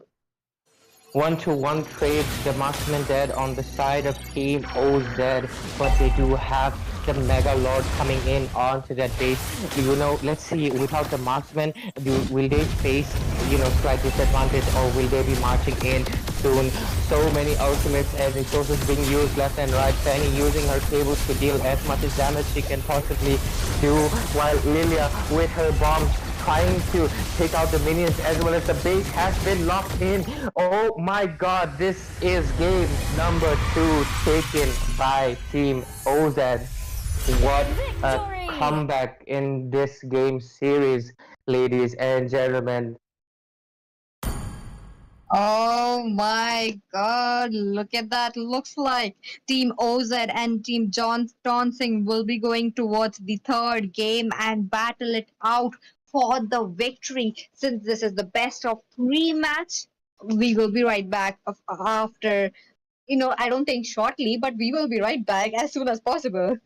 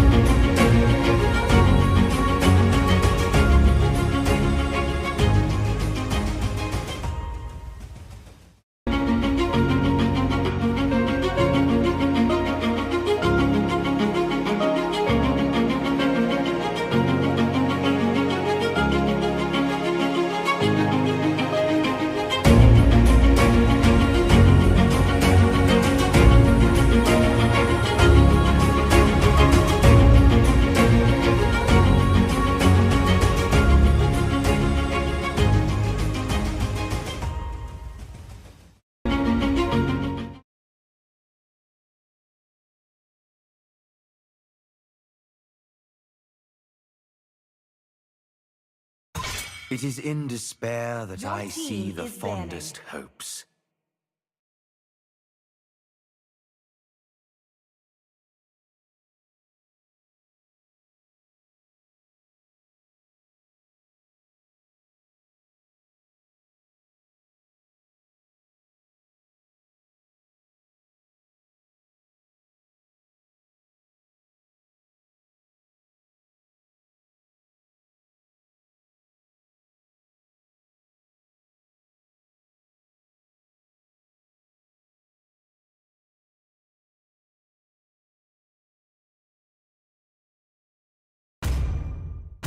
Magic is my life. Your team is banning.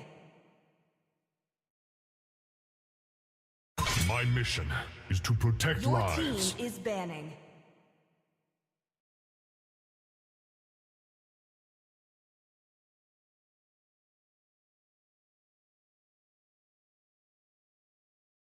I am not the only one bound by team these is banning. chains.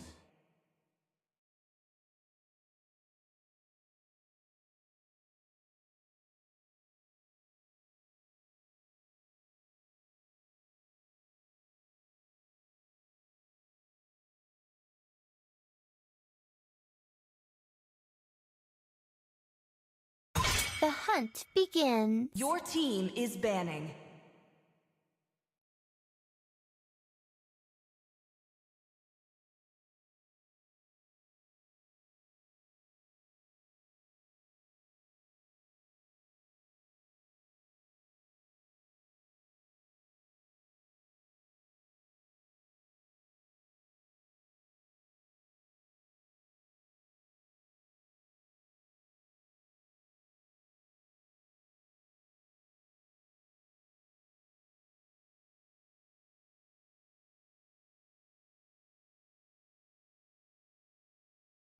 Who said there are no shortcuts in life? Your I team literally is picking. invented one. Still waters run deep. Your team is picking.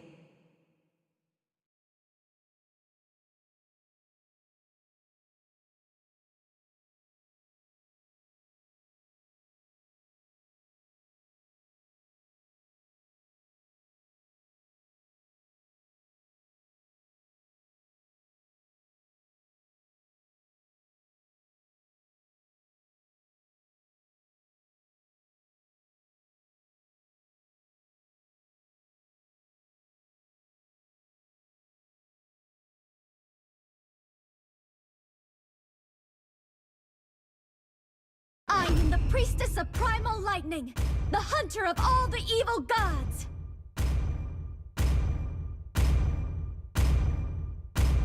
Gaze the stars and seek Your team is path. picking.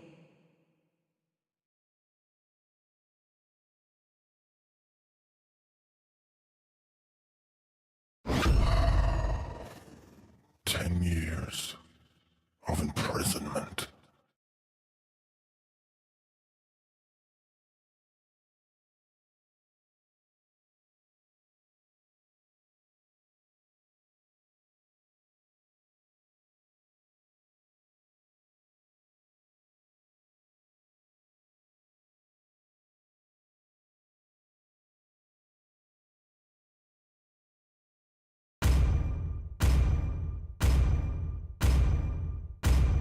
Let's see what's beneath these team is bandages.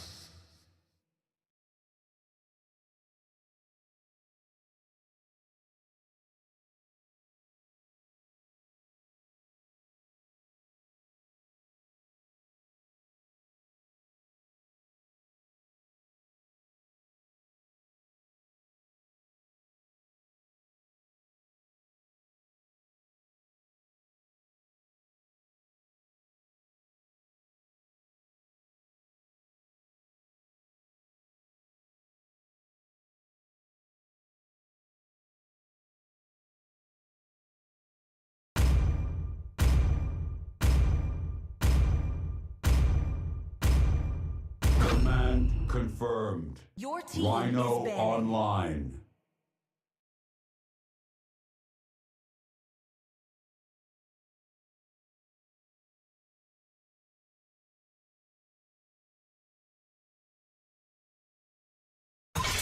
Hope will find a way, Your team even is when all banning. is forlorn.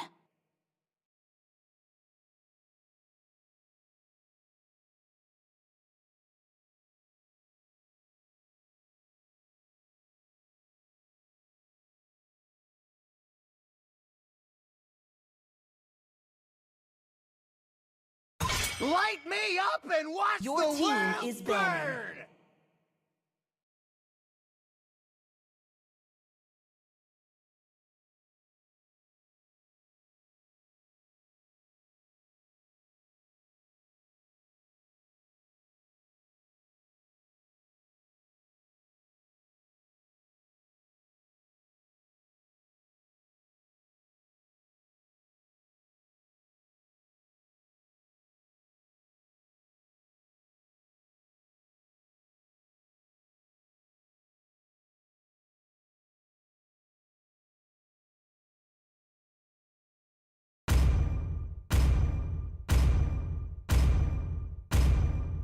Come on, Dexter. It's our Your showtime. team is banning.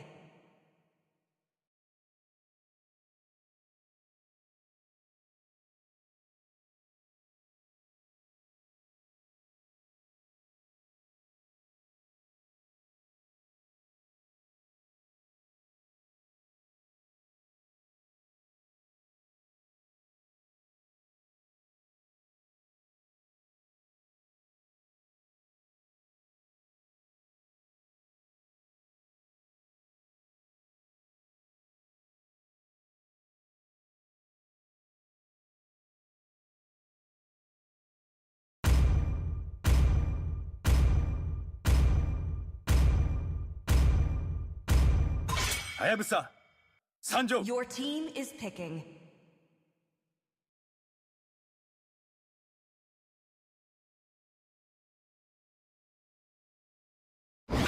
Awaken, dread Your worm, team is the picking. tyrant of wrath, and burn this wretched world.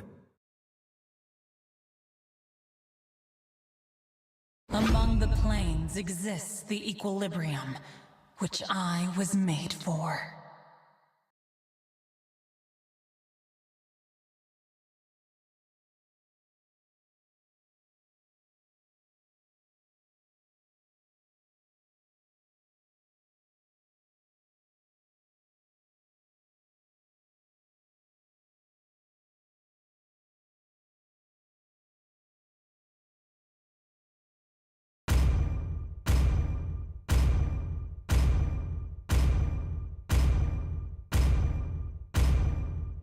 Come and join me in my dream Your world. team is picking.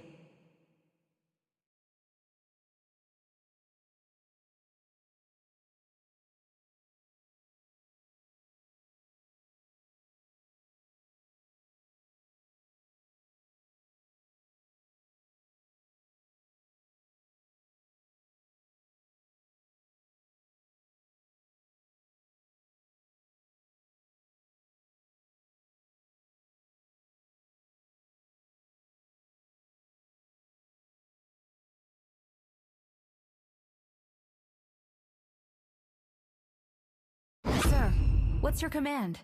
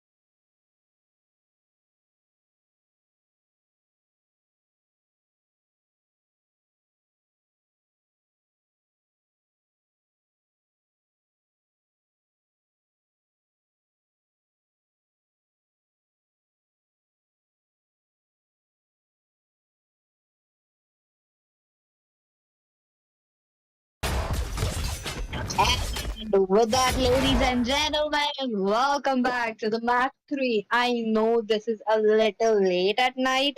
Wait a minute. Oh, there's a pause already. Ray, you are joining me today late into this night, and I know we are all sleepy. Some of you guys already proceeded going to play because interesting the matchup we are actually seeing. Don't you think so, Ray?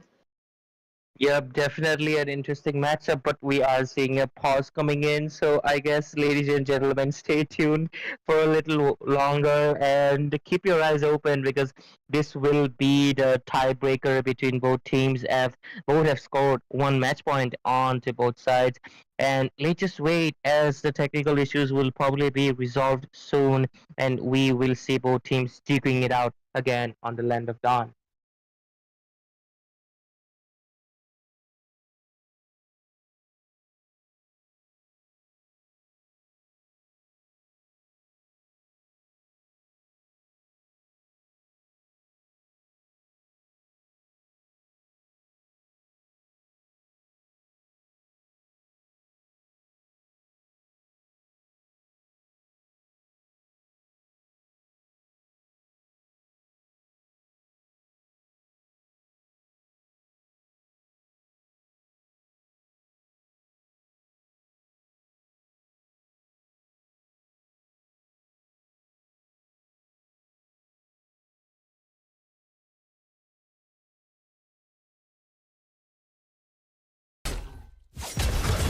And with that, we are so sorry for the pause. We are back again into the game. This will be the match 3 between Team John Dancing versus Team OZ. Looks like both the hypers, they are opting for a very opposite rotation. Look at that. Looks like the Cobra will be charging in where the Triumph range and is able to catch up to the Edith. And that is actually a pretty good start for them. Don't you think so, Ray?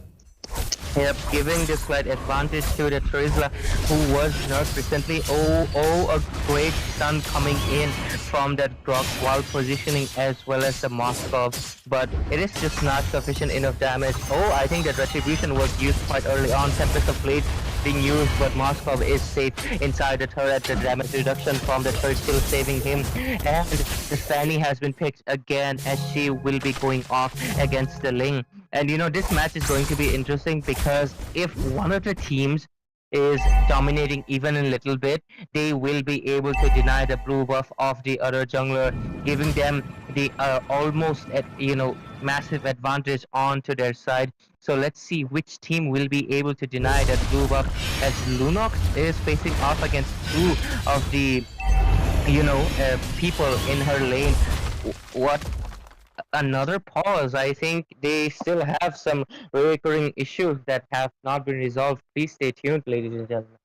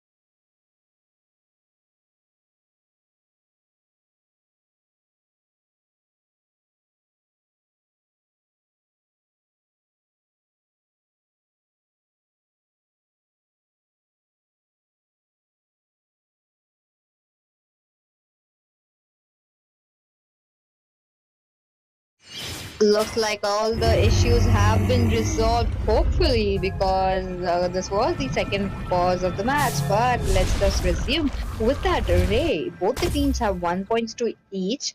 Who do you think that who has the better lineup today and who might be able to take away that victory position?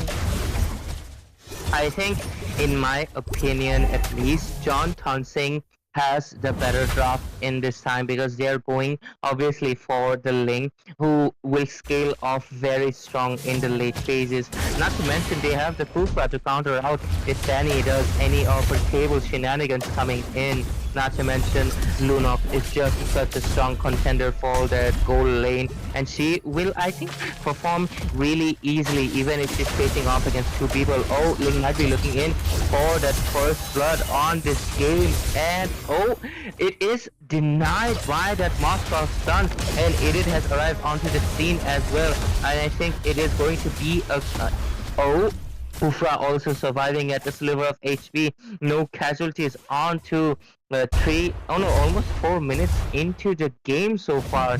And anyways, just like I was saying, they do have that Kufra, they have that Lunox, and they even have the Tempest of Blades by Ling, so great mobility coming in.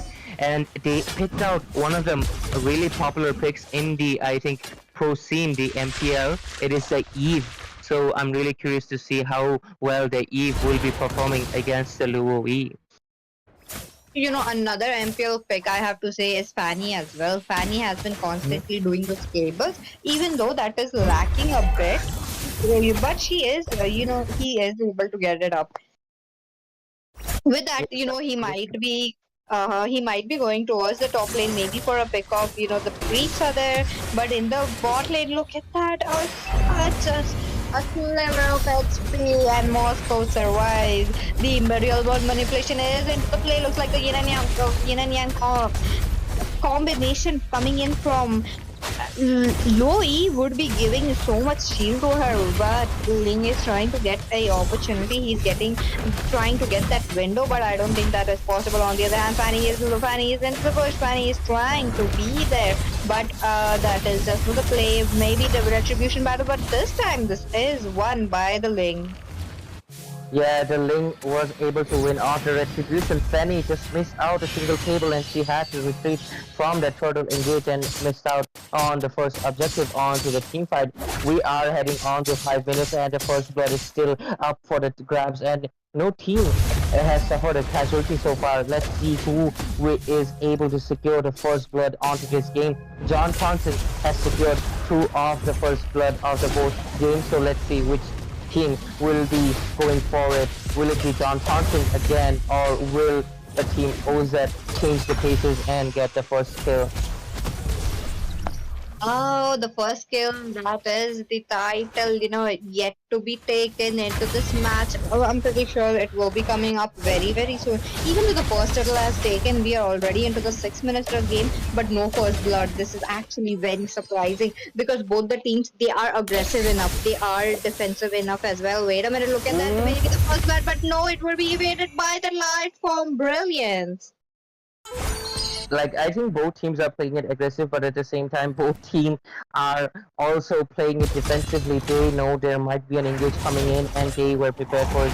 Lunox, with the swift hands, was able to quickly switch onto that Brilliance, as she was able to survive from the cutthroat that just came from that Fanny, dodging that final blade slash and saving herself. The first blood has been denied as we are proceeding on to 7 minutes onto that game. And so far, I think John Thompson is looking quite well because they have the late scaling heroes onto their side. And if you look at the itemizations, I think Terizla has finally learned his lessons and went for the magic defense instead. Yes, that is true, since that nerf is already set in, he does not have to go for his usual items. At first, looks like Edith will be the one poking, not the Edith, I'm sorry, but it will be the Eve poking a lot of damage coming in. Wait a minute, look at that, the knock up from the side of team. John Townsend, that is a lot, the real world manipulation already into that. Maybe it is the Fanny going directly towards that Eve. Maybe she will be taking off. She is already into the safe position. Looks like her spell will be burned out as well.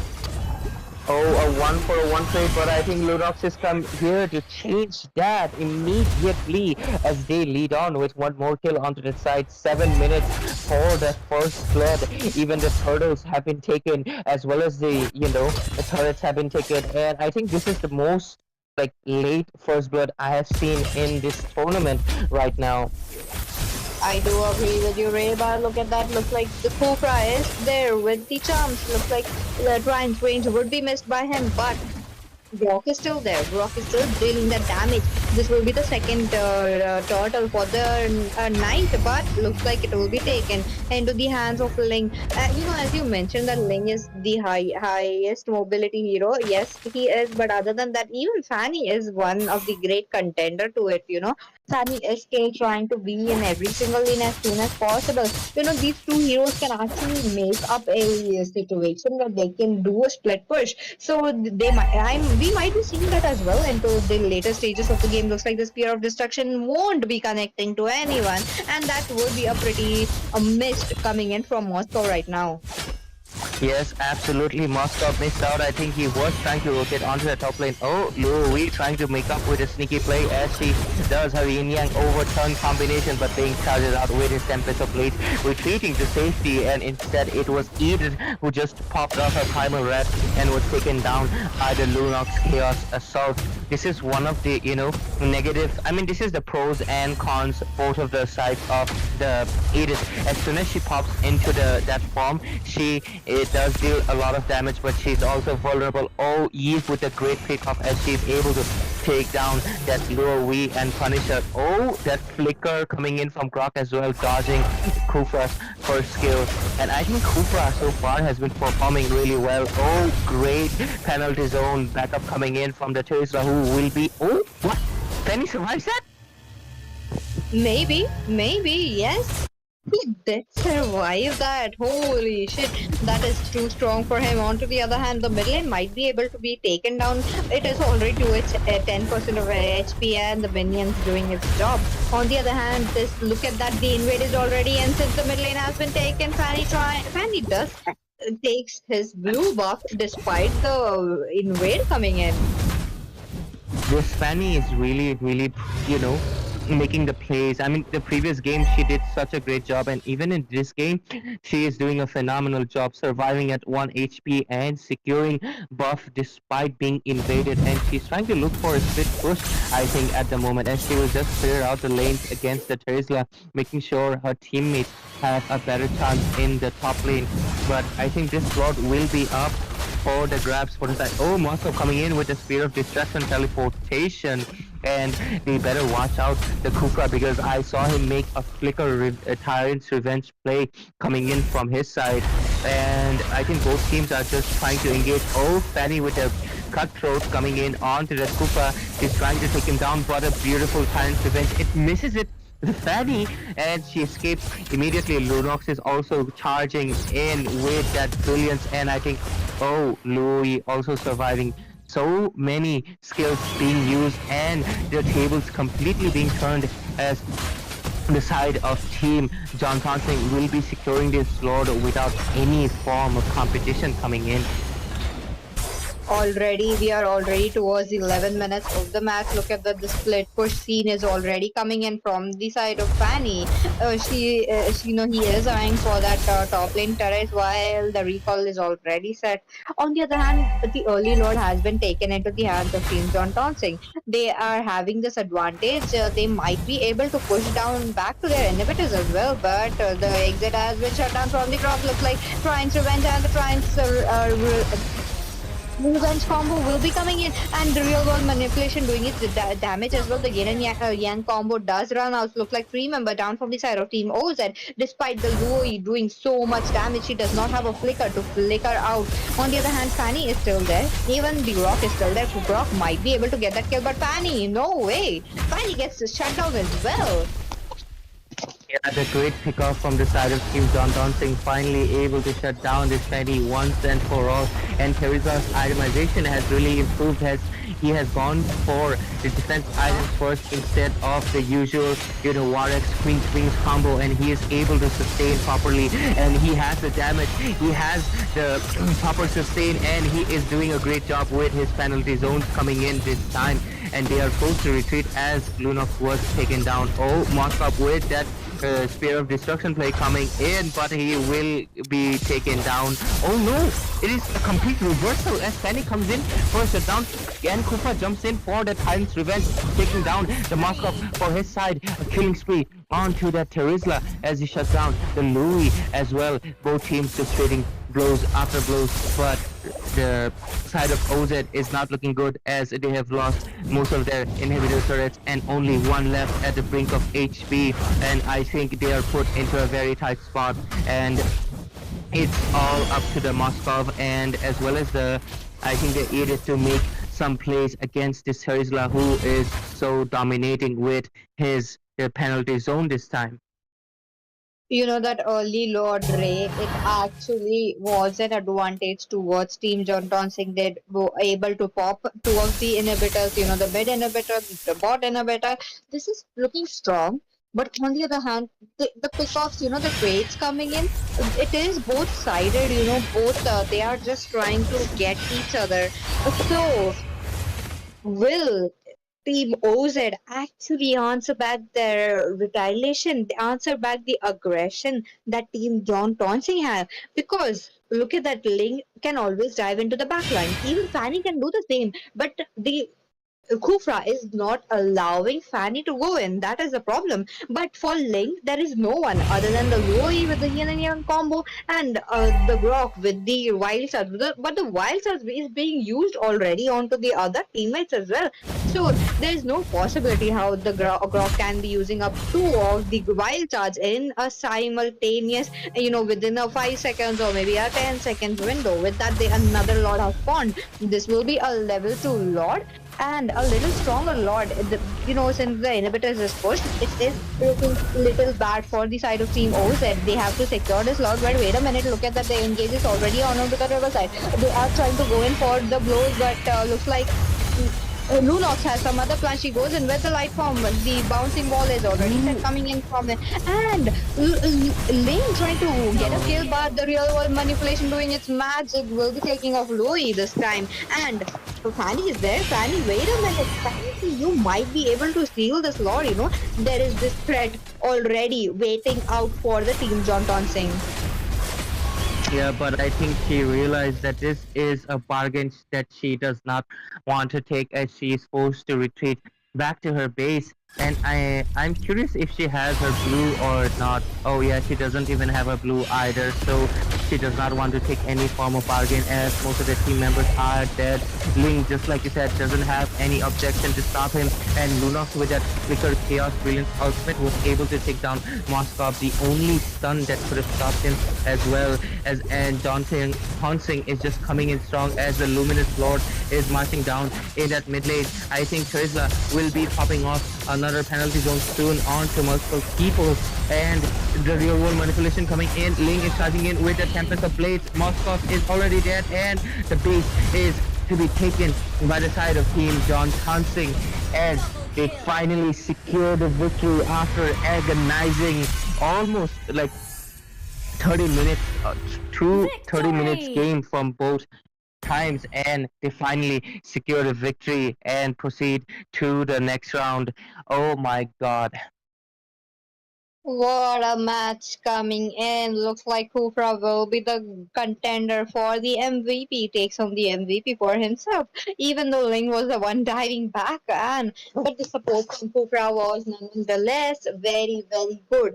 But with that, we already proceeded towards the last match of the day, and we will be right back tomorrow because we still have our matches done. With that, this was Royal Rumble Showdown Season 1, powered by Thunder Esports, and we will be signing off. This was Peachy and Ray.